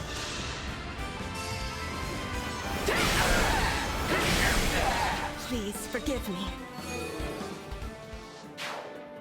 See, this thing here. Adjacent allies deal +3 damage and take 1 less damage. This has been the most useful thing about Alir this entire game. I feel like most of the time I'm using my avatar not to actually attack into anything, but just to stand beside people. And it solves so many problems. Just to recognize that you're short by, 3 damage or 6 damage and realize that it's no issue at all. You wonder if Alir would make a backup unit. Maybe, especially with Lucina, in fact, who... Lucina kind of automatically gives you backup damage, but she also synergizes really well with a lot of the backup mechanics. I had Lucina on Anna for the longest time. I only traded her off after I unlocked Hector, I think. Yeah, because Lucina is kind of just built entirely around translating the backup mechanics in this game into feeling like the power-up mechanics in Awakening, right? So works out pretty well. We're going to leave Louis untouched for the time being. We're going to break this, and we'll see if this drops... Well, I mean, it'll drop right away, but we'll see if it allows me to do anything useful with that, because obviously this guy's going to potentially come in and hit something, and we'll want some movement flexibility. So Vale's going to just torch this thing over here, and we'll see what happens. Stand back just in case. You gotta go to bed because of work tomorrow? Yeah, have fun. Excellent. We destroyed all the crystals. And glad to have your company here, as always. The barrier's down. Hurry. Always fun to Let's actually advance on talk the about Fire emblems. Emblem. But let's advance on the emblems, yeah. Well, we can do that now. We'd probably want to bait the bows. I can't quite stand close enough to really bait somebody with...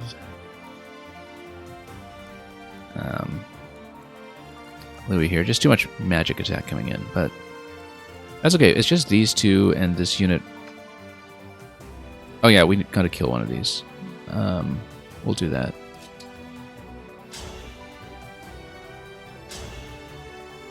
In fact, we should maneuver in such a way that we plan on taking Chloe over to an orb next turn so she can get that refreshed. Which means 6 movement, 1, 2, 3, 4, 5, 6. She's going to hit, she's going to go back to this square.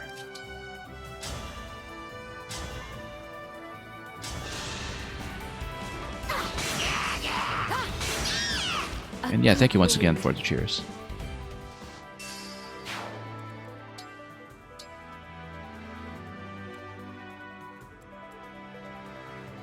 Okay.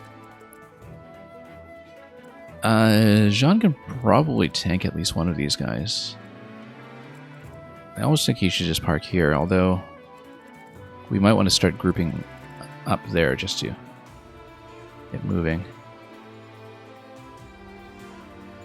Yeah, I kind of like this avoidance style on him. Because he's got avoidance 64, avoidance 94. Yeah, I was reading the wrong number. Oh, he's also on Flashing Fist, although I should switch him to shielding, and then he'll be fine. It's 46. That's speed 30. That's fine. Speed 30 is doable. Does Seedall have any kind of adjacency bonus here? Let's take a look. Yeah, he's going to heal...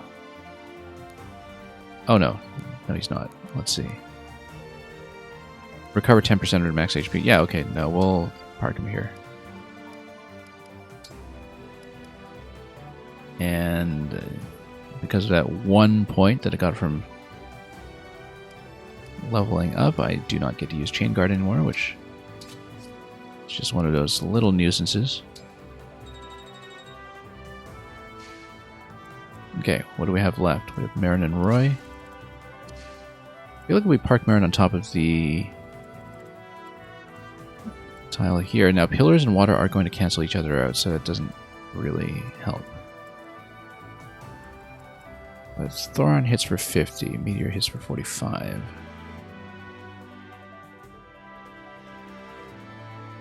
It's going to hit hard, but... yeah, and her avoidance isn't quite good enough, so let's pull back. Let's pull her out of here, and we'll come back here and possibly just lend some support. Unless we can pull one of the archers, that might actually be helpful. So this location will only be hit by one of the archers. It'll hit for 47 against 20, and its speed is 25. Okay, so you can actually maybe kill one of the archers right away, depending on what he uses in attack. So 22 defense. Gets 56. Let's see, if you use this, this has got a pretty good crit. So defensively speaking, it would be 45 over 22, and then multiply that by 2. So it would be 23, 23. You'd have to get a crit with that, but that's okay. 11 sword would be 37. No, you'll sit on Cincadea, I think. And we'll wait. Hopefully she doesn't get trapped there, but we do have rescues available if so. Because I think that's... Oh, yeah, and Robin does that thing where he boosts everybody's stats with Rally Spectrum. Okay, that actually should have been figured into the calculation. You won't get to double this after all. But maybe the crit will still make a difference. 7 basic stats? I hope that... yeah, the 7 basic stats. Okay, so movement is unaffected. That is the important thing. Yeah, we have to remember that Rally Spectrum is going to be an issue.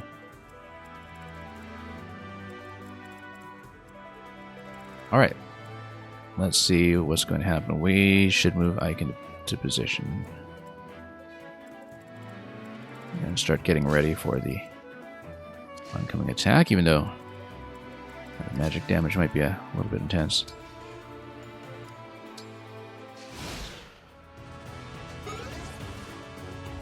Yeah, Rally Spectrum is going to happen. Which means that's going to hit hard. That was a 90% crit incoming, which I really should have watched out for. That could have been a kill. For the wrong side.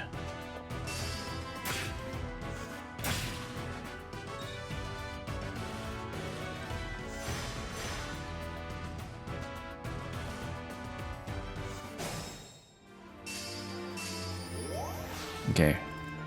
We might be a little bit trapped here with Chrom and Robin coming in. Might have to just hit Chrom really hard. This would actually break him.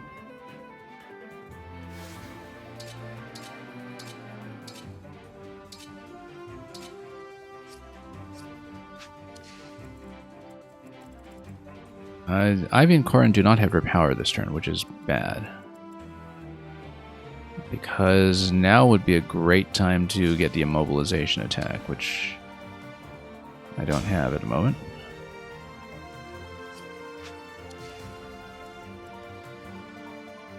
Yeah, kind of short by 1 turn here. Seedall can get some movement going.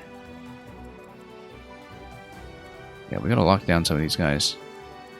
Or possibly just retreat and run away from them this turn, because it is mostly physical attack, but the thing is, Chrom does have the magic option available, and so...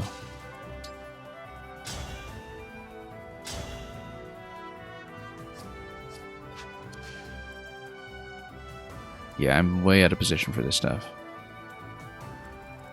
I think I need to pull back. It's just going to be a little too rough. Yeah, we can't fight him this turn. It's very tempting to, but we need to do a little better than that.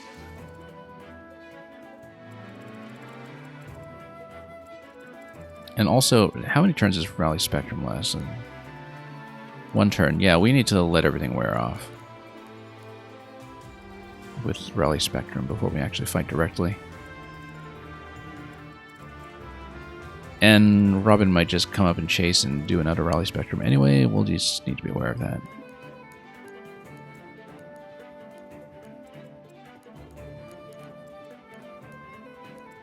Okay.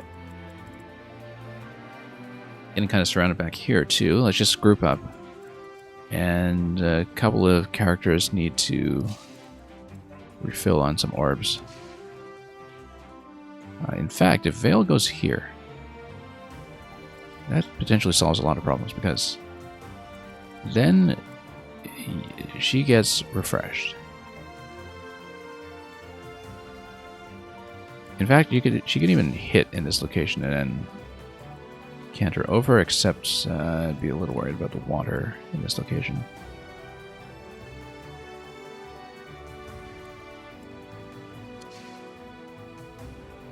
Because if she goes hit and then canter, or she just goes here directly. Then she's able to pick this up. Then she's able to... Oh, she can even go to this one. In fact, if I get Louis out of the way first. Seedall come and reload her.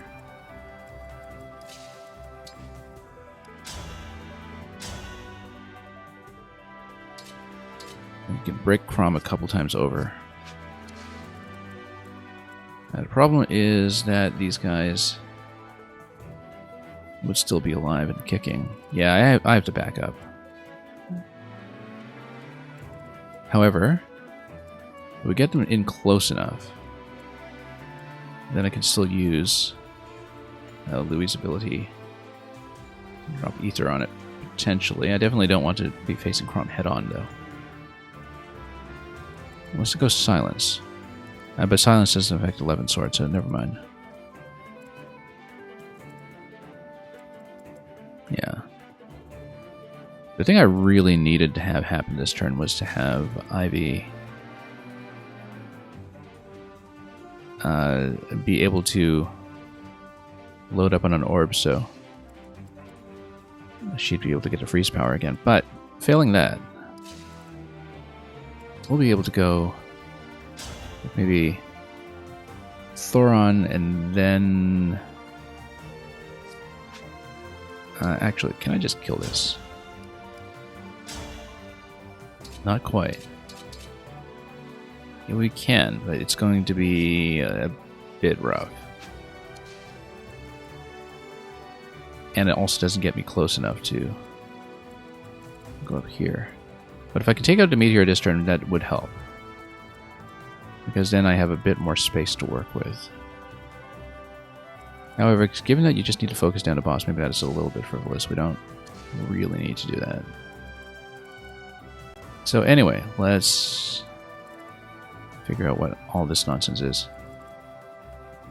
Yeah, probably group back up in the middle and then use Dragon Vein to give myself a bit more movement to work with.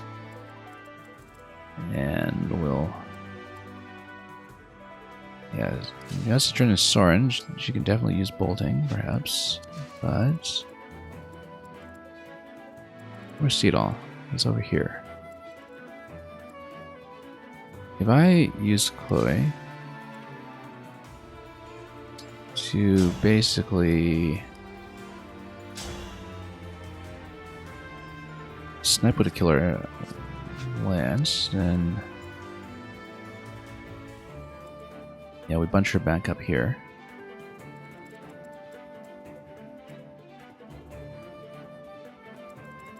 These guys might have some movement range as well that we can take advantage of. And basically, I managed to break. Yeah, let's play cautiously. Let's pull back. I really need this Raleigh Spectrum to drop off potentially. And then instead of going for the meteor up here, I think it might be wiser to drop back as Ivy. So we can actually attack into the center here. So, for example, we can drop the Thoron on that guy. If the crit fails.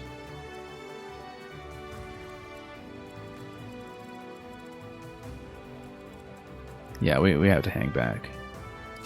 I don't see the alternative.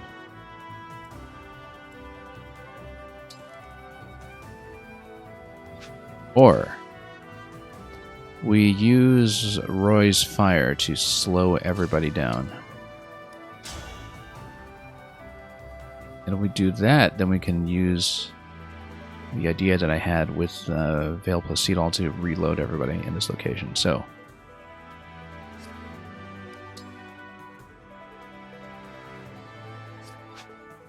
might even be able to do it here. And I'd have to rescue her out, I think.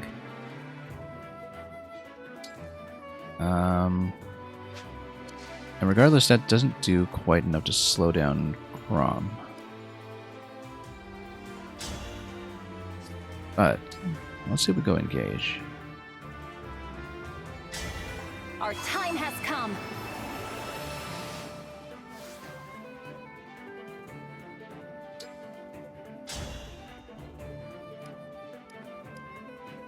And yeah, this actually doesn't quite do nearly enough.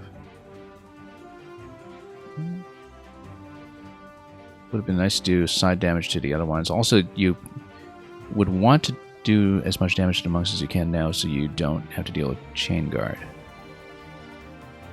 Just drop fire on all of them. And then maybe pull back with rescue. Which you can do with Ivy, depending. 1, 2, 3, 4, 5, 6, 7, 8. So it'd be kind of within the meteor range. That's the issue. Yeah, no, let's just pull back. We can try that next turn. Alright, next turn. Now let's not clear these spots yet. We want to leave the blockade up so we can bait the enemy into water tiles. I'm standing on water tiles myself, so that's maybe not helpful, but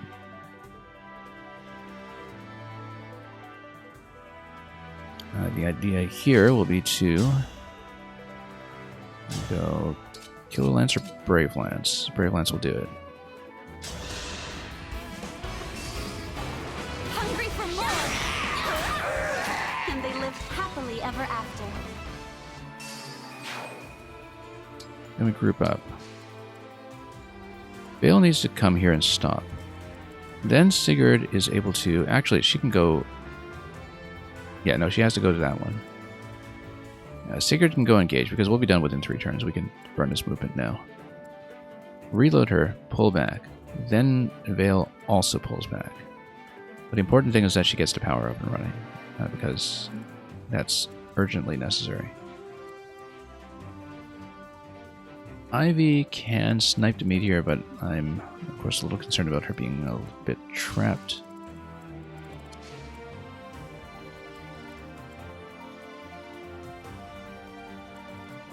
I think it might be better to go down here, and then she can start clearing some space down here as well.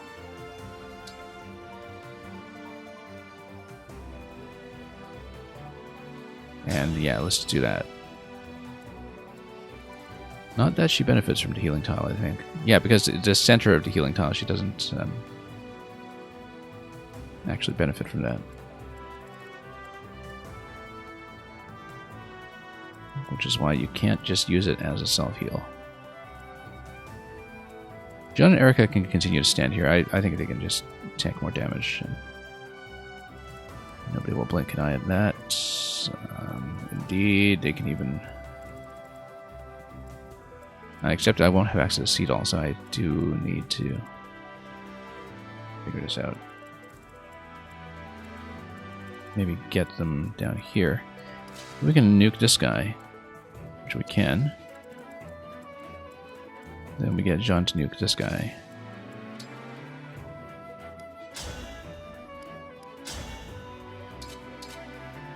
Oh, just a little bit off. Not quite the damage I need.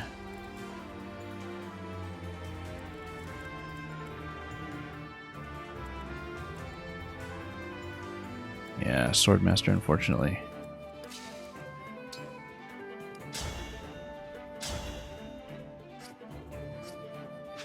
So she can definitely kill that. Yeah, let's just bump back this way.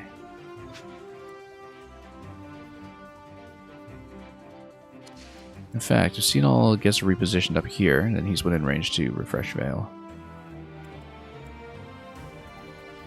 Or indeed...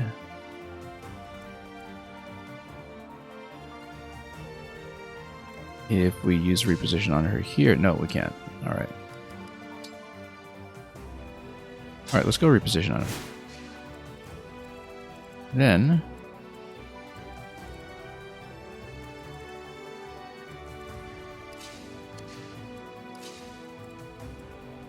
Zitrin and Soren.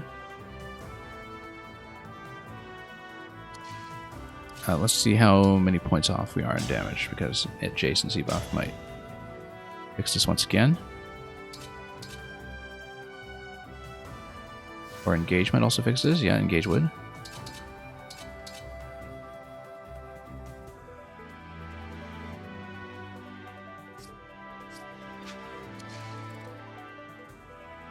And then you got 40 attack here. Would hit a bit hard, but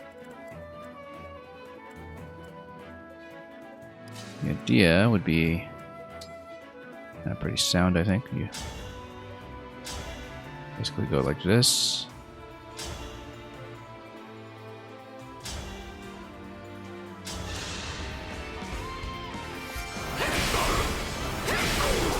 Now this outfit needs a wash.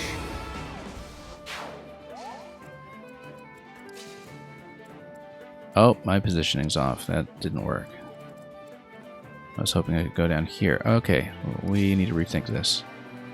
But that's okay. That's what the engage power is for. We are still fine. In fact, if I engage and use the actual power... Emblem, engage! We can go Twin Strike. And Twin Strike would kill this easily. I don't know if we want to do that or if we want to save it. Because Twin Strike against Chrom could potentially be useful if we get up there next turn. So this won't hit, this will hit.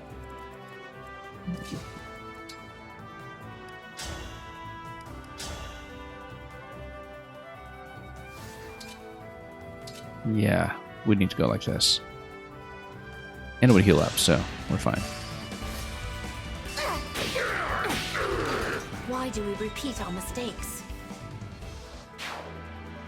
Okay, so it's 40 attack over here, speed 38. It's going to hit pretty hard. Especially with the crit, but...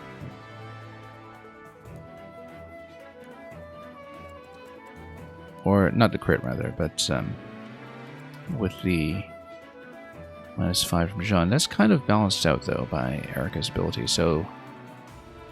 Yeah, he'll be fine. He'll be fine. Particularly if we use a Dragon Vein over here to just kind of spray down this whole location.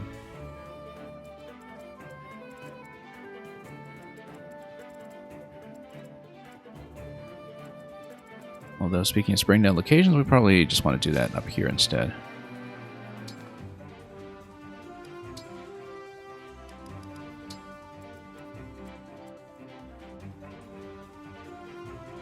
It's not the best way to do it. There's got to be a better way to stand, like maybe here. Yeah, that removes quite a bit. That might even remove a bit too much. Let's see. Okay, because now Chrom can come back here, but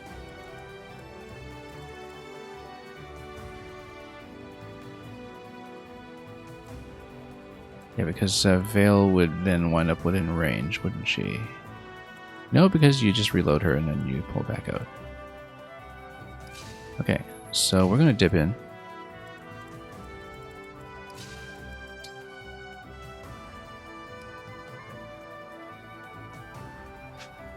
In fact, we now have the ability to go Thoron and a move over by 2.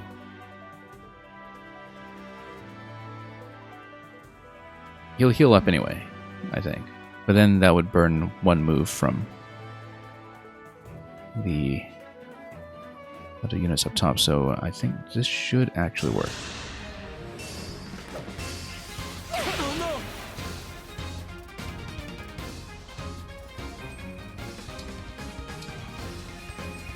Okay, wait with her. Now Seedall is going to dance.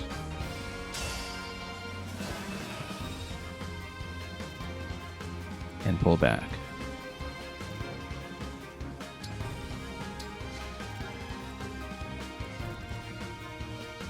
And then she can also pull back.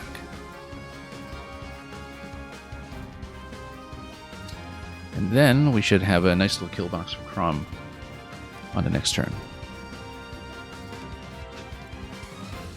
Can I do anything with her this turn? Not really.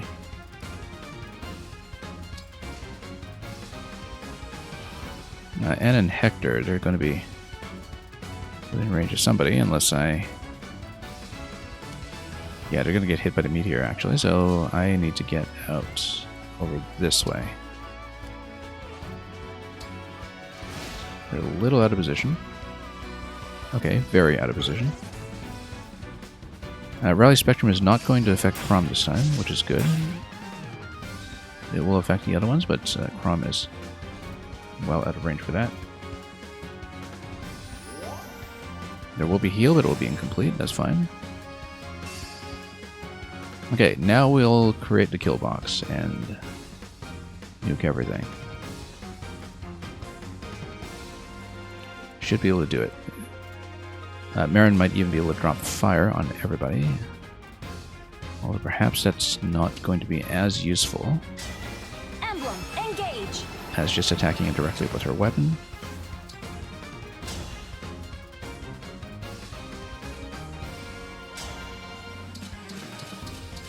Yeah, none of these will really do enough. They'll just mostly lock things into place, and we have ways to do that already, so... The thing about Ivy is that if she hits somebody here and then stands here, then we could potentially rescue her in with Citrine. That could be 1, 2, 3, 4, 5, 6, 7, 8. And then you could bring Ivy in for some other attack to freeze the cluster. So we'll save Citrine and Ivy for that kind of play at the very end. But she would need to be reloaded, so...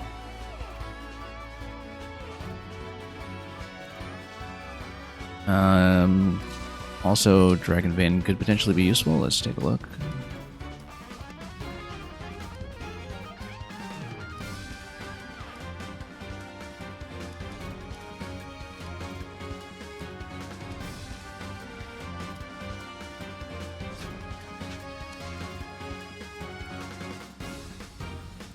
Alright, well, then first of all, yeah, we'll need to make sure we get well out of range of the Phantom Wolf. I didn't really even look at the Phantom Wolf. I thought this was from a distance just a Wolf Rider, but it is just a wolf, which is unique. Because I hadn't even bothered looking at his attack, which is maybe a good idea. 5 HP on Wolf after combat. Oh, okay. That's only if it hits, though, right? Yeah, it has to hit. And only if it initiates. Allies of the same class participate in change attacks. Okay, so we just need to make sure they don't group up on us. And Anna and Hector should still be able to take this out pretty easily. Well, 70%, that's not easy, but... Killer Axe would have a decent crit chance here, but not as much as I would like.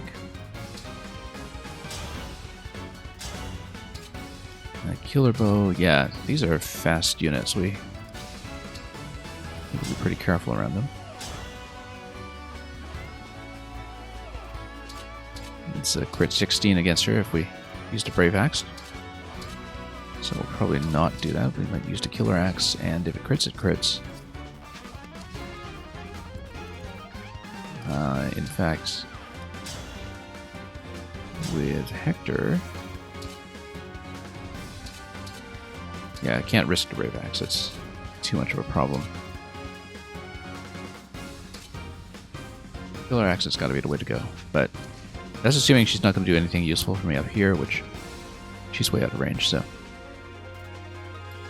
Okay, so, Chrom. Probably magic attack against him. Let's take a look at what our options are. Not a lot's going to double him. But there is the 32% crit on Cincadea, and Roy boosts her stats by enough that with adjacency, that actually would get a kill.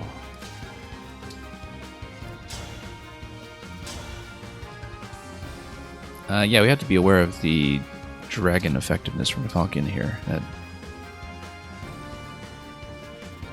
it's going to be a problem. Unless, of course, I burn him down first, which we'd need to do.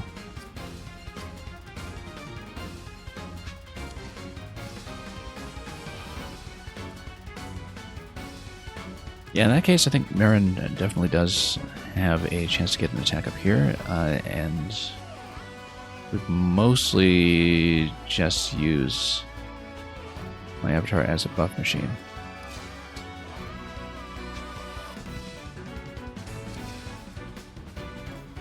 Let's see who else can attack in. Citrian can Nova him for 56. That'll do well, actually. How many points does he have out of the box? 57. So we just need to hit him 3 times. Well, we'll just hit him 3 times.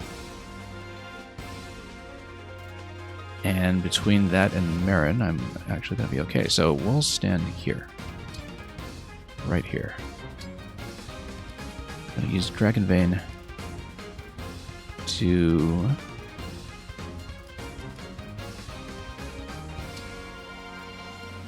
create smoke here for defensive purposes. I hope this works. It doesn't just destroy my own... Oh! That's a debuff. Okay, no, that's bad. That's the opposite of what I wanted. Okay. That's really bad, in fact. Oops. Okay, never mind. That's not supposed to be for me. That's supposed to be for the enemy. Okay, that's fine. We'll roll with it. Except now I've... Yeah, we might need to reverse that. That was just a misclick, practically. Because now I can't do anything. What an own goal that was. We might just reverse out of that one. Yeah, that's Camilla's Vein of Fog version. Yeah, Leviathan. This is my first time using Camilla. I completely misread what that was. I thought it was going to be a buff to ourselves, and I realized, oh wait, it's smoke. So, that's okay. I usually try to play through it because I've been trying to avoid using the Time Crystal if possible, but for this instance, this is such a huge blunder that I might just have to reverse it, because that spoils my entire turn. But we'll try to roll with it. Let's see what happens. It does blow my entire calculation, unfortunately. We want to use the Byleth power to fail, so that's kind of a non-issue, but... Oops.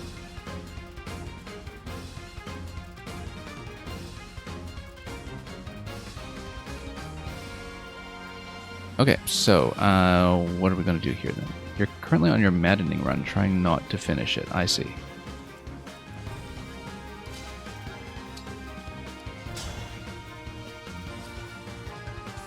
Just to keep it going, you know. Now, what am I doing here? Let me just rethink this first of all, because we had like the calculation completely worked out to knock out Chrom this turn, and then I did this. Citrin's able to. I might just refresh myself again and just drop something else in this location. That would be kind of a waste of a move, a waste of 2 moves actually, but you know it could actually work. Also, you know what? No, we're fine. Chloe's just going to kill him. And we'll just kill him several times. And then the problem is completely solved. Okay. So, never mind. We're fine. We're fine. Chloe solves everything. And Marin also solves quite a bit. Oh, this is Chain Guard. Okay, that's why nothing's dying here. Yeah, you know what? We'll come back here with a vengeance and we'll... do this properly.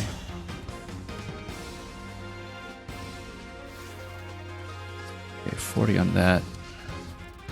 Yeah, no, we'll play through it just for style. We can do it.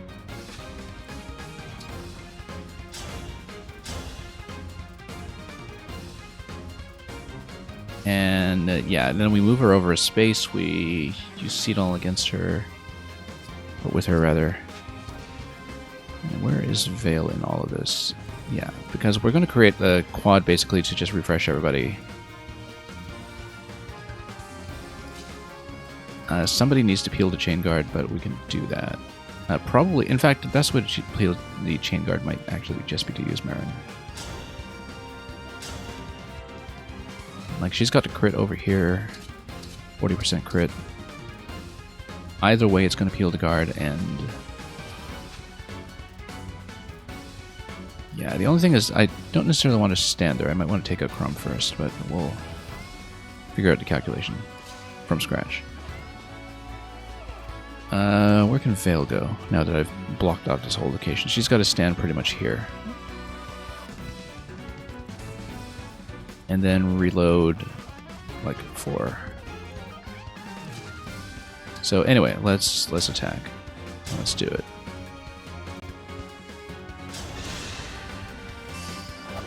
Just break them like crazy. A right and proper end. Chloe just coming in here and just cleaning up all my problems that we've inflicted on ourselves from rank incompetence. Yeah, she's going to pull over to this side, obviously, and then we'll move her back.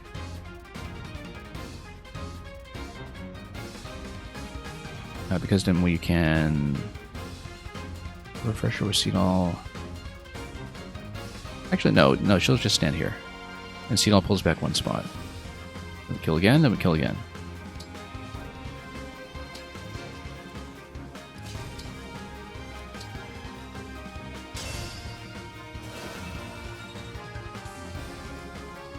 Okay.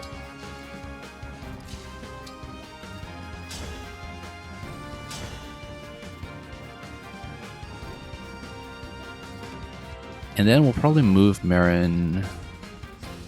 Let's see how we're doing for movement here. Yeah, Marin can actually potentially move in this location, which means that we'll move Chloe up 1 spot.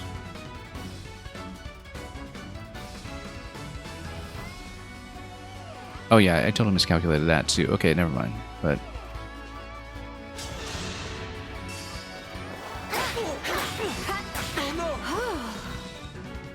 that's okay.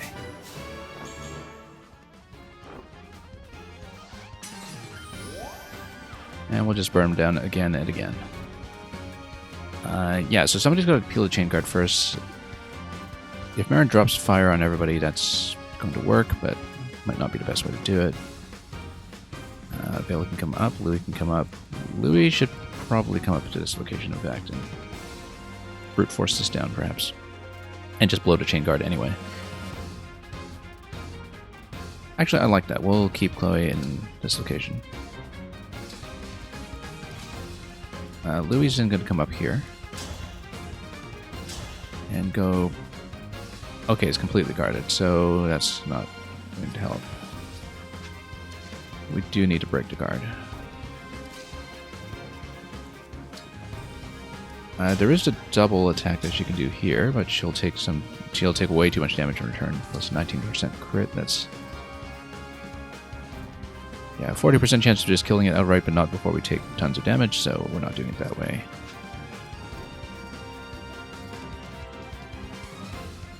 Yeah, she's kind of within range of way too much trouble up here.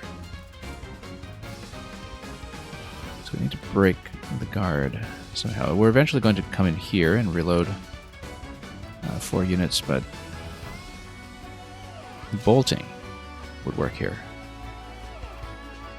It kind of forsakes one of the ideas I had with rescue staff earlier on, but fine, we'll just give up on the idea of the rescue staff. This turn, she can even get within range of with Thoron here if we move Vale ahead of time, but no, we'll actually just go bolting against the fist weapon, perhaps. And yeah, this Swordmaster is probably going to try to walk up here, but we'll just block things off.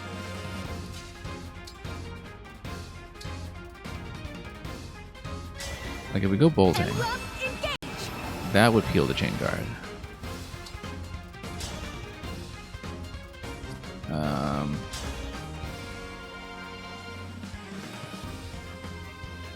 Yeah, because that would just peel it.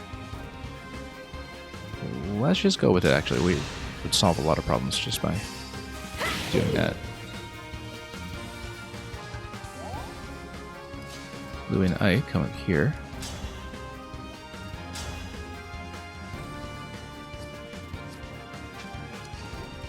Marin can also here. She would probably be a serious risk there, though. Although she can always just grab Roy and then attempt to do that.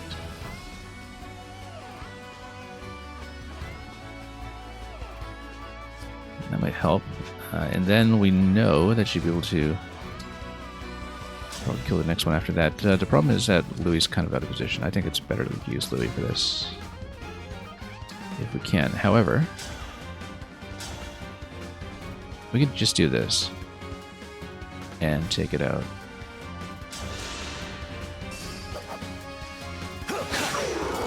My apologies. Okay. You want to tackle the endless reinforcements of Chapter 21, but they're especially bad and maddening. I had to think back for a moment to which was Chapter 21. I have beaten the whole main campaign on hard. And I still have to do Fel Xenologue after this map. You feel like you need at least 4 really broken units for that. Yeah. Yeah, I guess if you're just grinding your way up.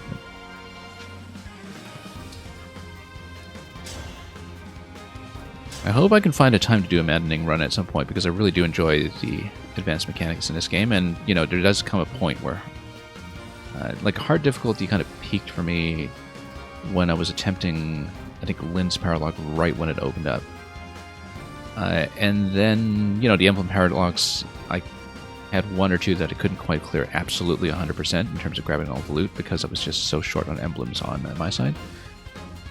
But then it settled in really quickly, and then hard was an absolute breeze ever since. And so I kind of felt like maddening would have been a better difficulty tuning for me, but by the time I realized that, it was pretty deep in. And I usually do my first run in these games on hard anyway, just so I have a bit more headroom to experiment with new mechanics. So yeah, no, I remember which one that is now, because it's in 22 that you're stripped of the emblems, right? So 21 is the big reinforcement fest. I recall that. Yeah. I have recordings of everything. I should know this stuff. Anyway. We can attempt to try to crit here. This is going to be a little bit risky. With 17% return crit. I like to be a little bit perfectionist about this stuff, but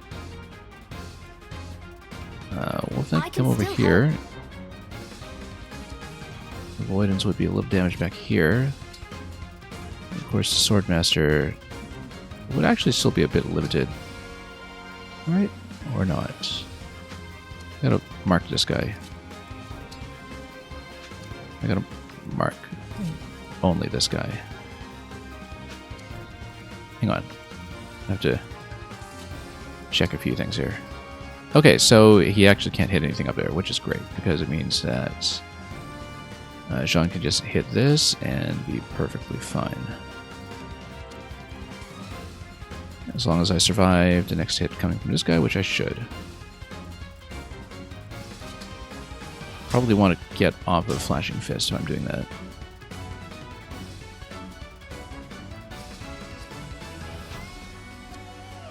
But no, physical attack for it. No, we're fine. Fine. Divine Fist is going to be quite a bit better. 72% though, yeah, that's a bit yucky.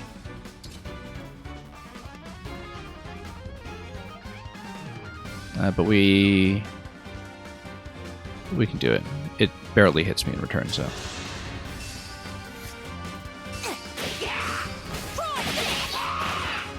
I still have a lot to learn. And it reloads him completely. Okay. Next thing we'll do here is, yeah, we can try to risk it. I don't like the return crit on that. I went a little bit heavy on the weapon engraving that severely penalizes dodge, because I thought, oh, you know what, easy physical attack. We barely take return hits anyway. Who cares about the dodge? But then, of course, you know, you realize that giving your enemy an extra 10 or 20% crit actually is kind of a big difference in this game. And so that became a bit of a liability, but however, if we heal first, I mean, she'd still potentially die to a crit, but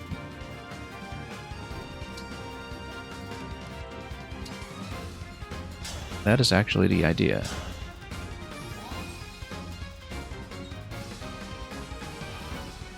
And then we'll park her out here for just his turn. I'm honored. Even though we plan to kill everything here anyway, so...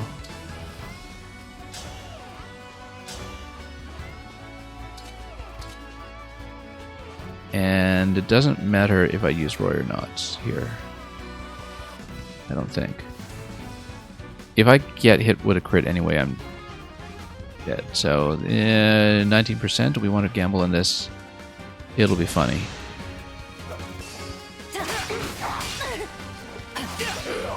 Okay, so we'll play that to a draw, that's fine. Because now we're able to take Vale in here and load everybody up. And despite this totally blown move here, we're actually going to be okay. Oh yeah, we still have to take care of this guy down here with Anna.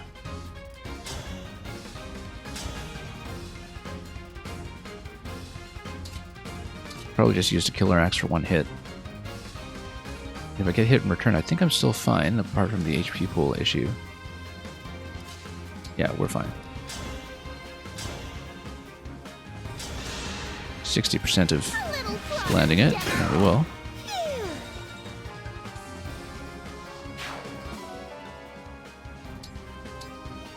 Okay, that's done. Alright, here's the linchpin of this whole move here. Help me be a righteous dragon. Goddess dance. No hesitation.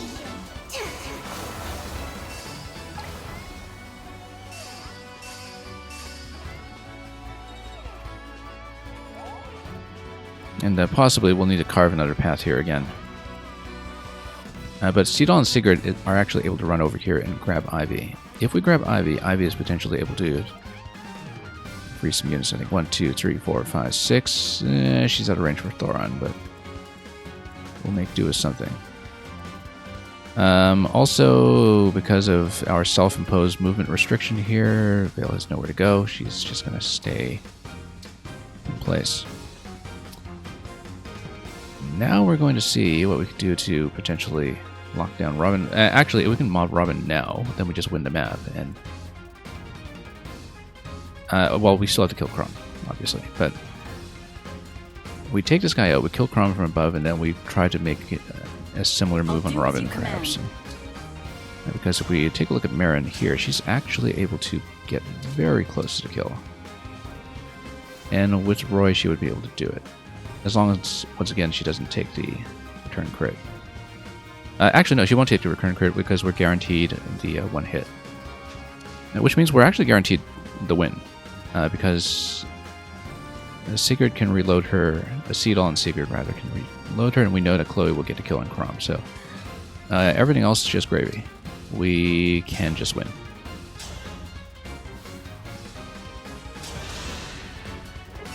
I will strike you down. That was a fierce battle. That was a very fierce battle. One-sided, but fierce. Love the look of the spinning swords behind her. That just is so fancy. And we even debuff him. And so, we're in great shape. The only thing is that we need to run up here. Reload. And basically at this point, even though this is the last map and I don't need to really do anything to farm with these characters, I'll just mess around. And yeah, because at this point, we're able to just straight up kill. Let's get rid of Chrom first. So, in spite of this massive own goal here, where we blocked ourselves with smoke, we actually did manage to salvage this turn.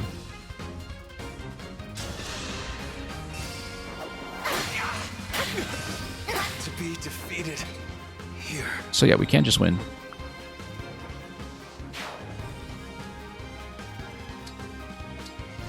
But we might as well poke every unit that we can just for the style points. I mean, we don't really have that many moves remaining. We just have one move other than the kill move, so I guess we'll just spend that on this guy.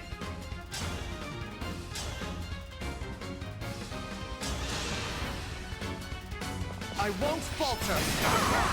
So yeah, Won't forget you. we made a mess of it, but it was a successful mess, and that's the important thing. And so, Marin and Roy will get the kill, and then we are done. Nice and easy. Farewell to you. Underestimated the danger. You and me both, Robin. You and me both. Okay, 6 turns out of the recommended 30. That's the way we like to do it. Could have done it faster too, I think. If we had made better use of the Dragon Vein and some of our positioning, and if we had understood the concept of the map right from turn 1. But we made it work. Didn't have to disgrace ourselves with a time crystal on this difficulty level either. Well, I think that settles it. I've got my answer. Yes, indeed. We saw a tremendous display of strength and resolve. You are both bold in your actions and sincere in your beliefs. So you'll join us? Sorry for the trouble, but I wanted to be sure.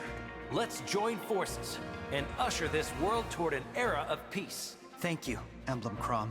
Emblem Robin, with you on our side, I've got more hope for our world than ever. Hope, yes. That's the key to your peaceful world right there. And it's up to us to spread that hope. I think it's very important to breathe life into that goal by speaking it aloud. Well said. If our goal is to bring hope to the world, there have been times in my life when I've been close to despair. Like when you didn't get into Smash 4. In those moments, it was only thanks to Robin and our friends that I didn't give up. Even when I was destined to die, we conquered fate by trusting and inspiring each other. That's right. And so long as you hold on to hope. I understand. I'll take those words to heart. That's the spirit. We look forward to joining you in the battles to come. Unfortunately, there are no battles to come for this crew. Apart from redoing the main map, of course, but anyway, here's Lucina, Lucina, I'm so happy to see you again. as expected. You look well.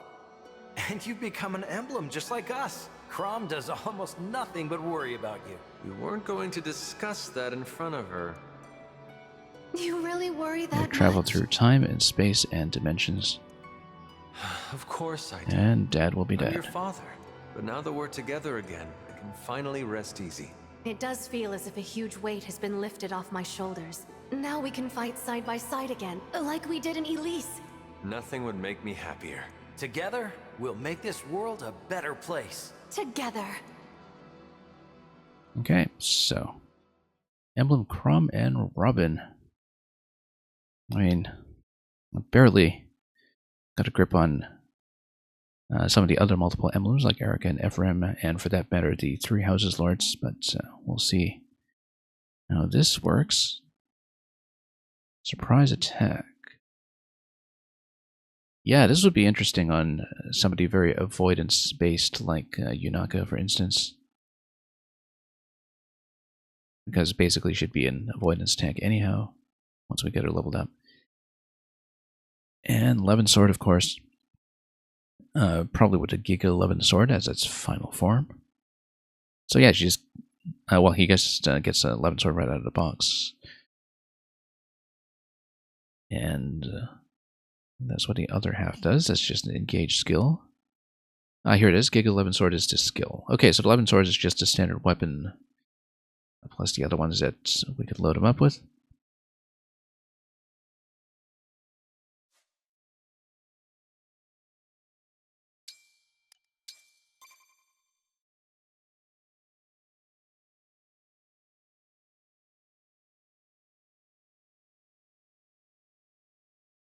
And yeah, we'll be doing a Fel Xenologue rather, starting with a separate stream, hopefully later this week, so Fantastic. I can cram it in the month of April. Nicely done. Assuming I don't choose to divert myself to something like Advanced Wars first, but No, we do want to get Fel Xenologue done while this game is still somewhat fresh. So that'll likely be the next big project here. Just to try to cram it in before Zelda. And we'll see how much of an adventure that is. We've been really short on silver. Had to trade off a lot of the iron to do it. But yeah, can't really walk past the former burial location, unfortunately. Just to see what's over in the big chair. You know what? Let's take a look. We do have some supports. We'll take a look at that on the map, perhaps. But we also want to take a look at exactly what's going on with Chrom. Okay, so here we have Chrom. 2 chain attacks with the dragon. Extra damage, half of strength. Well, that'll be useful. We'd be unlikely to use much in the way of magic attacks on such a low magic character anyway, but let's see if there are any other type bonuses we want to do. Deals extra damage equals build. Okay, not so good on her, but might be good on one of the other ones. One of the other big flyers that are built as wyverns. And then, yeah, this is just dragon once again. Let's see what else we have here. Yeah, because 13 build an Ivy. As somebody who's a big magic attacker, this would be interesting. And then on a backup, a guaranteed hit, yeah. A little bit of predictability is always very welcome. Okay, so this is what happens if you build them, build Chrom rather on somebody who's avoidance based, which we were just talking about with Covert. She also gets movement +1, so the synergy there is probably going to be pretty decent. And yeah, just other backups. Mystical just gets a bonus from magic, the way that dragons do from swords. I don't know if there's much else to look at here. Nothing on cavalry. Was there anything on adepts? No. Or armored. Okay. Bond effects. Yeah, I guess these are the big endgame point dumps, is that you can start building a lot of these dual stats.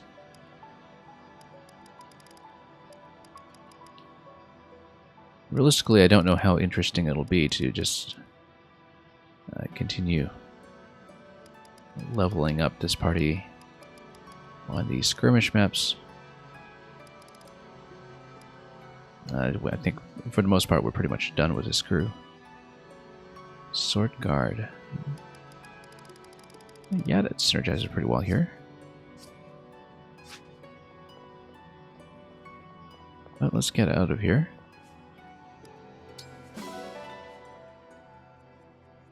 Might as well watch one last support.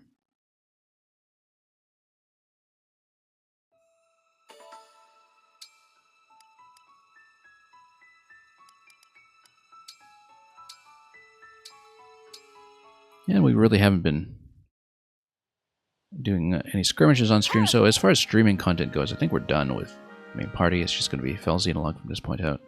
You can do it, Marin. Even Yes, if I do can. return for more support grinding here and there, just to load everybody up on rank A. Huh? I did it! Beautifully done, Marin. And I have you to thank for it, Chloe. You've been helping me with my training since this morning. I am grateful. But are you sure you want to train with me? No, I wouldn't have anyone else. How come? Honestly, They dine well together. you're one of the few friends I And feel she's like cool. can be uncool around. I don't have to worry you'll be disenchanted if your fairy tale night isn't quite flawless. I am so grateful for that. So that's it. You know, I'm not the only one who feels that way. Who could be disenchanted with you? Everyone knows how cool you are. We know you have the true spirit of a knight inside. Chloe, I have to say, I feel so lucky to have met you. It would be a dream come true, Marin. Kind of interesting localization choice with Marin. I mean, I don't know what it was in the original text and how much it is that's Just to have somebody who's so manifestly self-serious constantly talk about being cool. Just a choice of the word cool specifically seems to create a very deliberate contrast. Anyway, that's it for DLC Island. And on the main world map, we have a whole bunch of skirmishes waiting, which we may or may not do at some point. But we are done. I think we'll maybe teleport over to Samuel just to finishing up, but we'll make this a short stream today instead of diving into the Fel Xenologue now, and so we'll give it a bit more focused attention. Probably starting later this week, depending on how the schedule comes together.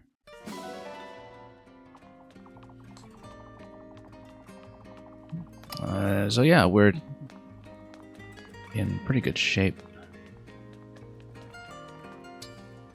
And might as well just finish with the endgame unlockable music with the Fire Emblem theme on guitar.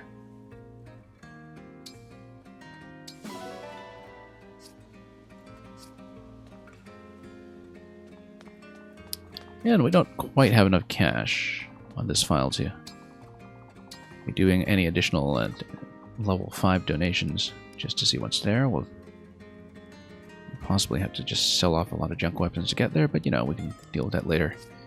And at this point, we're pretty much done with this mainline party anyway, as I've been saying all along.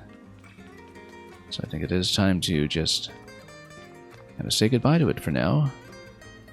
Might collect some endgame stats at some point by redoing the final map, but you know, that can wait until we really feel like stomping things. Alright, so until we return for another trip to the well for the full-sized DLC expansion story, which is, I think, its own very self-contained entity. That's it for today. So, Electro Dude, welcome. I'm just about to log off, and yes, in case you're wondering, somebody in my chat earlier told me that Xenoblade 3 is getting amiibo. I don't even know if that's the YouTube link you just linked in there, but I just heard in my chat earlier today that that is happening. And I assume that is what has you so excited. I'm actually just about to log off. I was just saying goodbye. So you know what? We'll talk about it. I'll take a look. I'll catch up on the news. We'll chat about it later. We'll be back for the expansion in this game, so we can actually get it done well before perhaps the expansion for Xenoblade in 6 days? 6 days? Nintendo is crazy. Nintendo is crazy. Indie Direct is tomorrow. Advance Wars is this week. Free week for Star Wars Republic Commando, I guess. I don't know. I think that only is the free Nintendo Switch promotion because it's right next to the Jedi Fallen Order sequel. Whatever it's called. Jedi Survivor. Zelda's in a couple weeks. They're crazy. They're crazy. I don't... first of all, I guess if Xenoblade content is coming out in a few days, I guess they don't have the physical release this time around, so I should just jump in and buy it. Secondly... I assume, by the way, you are talking about Xenoblade, not Splatoon. But, yeah, no. Somebody came in here earlier today and told me Noah and Mio are getting amiibo, which... is what I thought you meant. But anyway, I'll click through the video link and we'll talk about it afterwards, and not while I'm trying to wrap up here. So we'll log off, we'll look at the news, we'll see what's going on, but even if there is tons of new content coming in, we're booked up. Like, I'm doing Fel Xenologue, then I'm doing Zelda. We might be able to play something else in my life in June. Who knows? Anyway, thanks for watching. Thanks for coming in at the very last minute to have this chat with me. We'll talk some more, but for now, we are just going to set this aside for now. Bid farewell to my mainline Fire Emblem party on this file. Because we are done with most of what there is. Until next time, have a wonderful week ahead of you. Enjoy figuring out how to play anything this year because we're just absolutely swamped. And above all, fare thee well.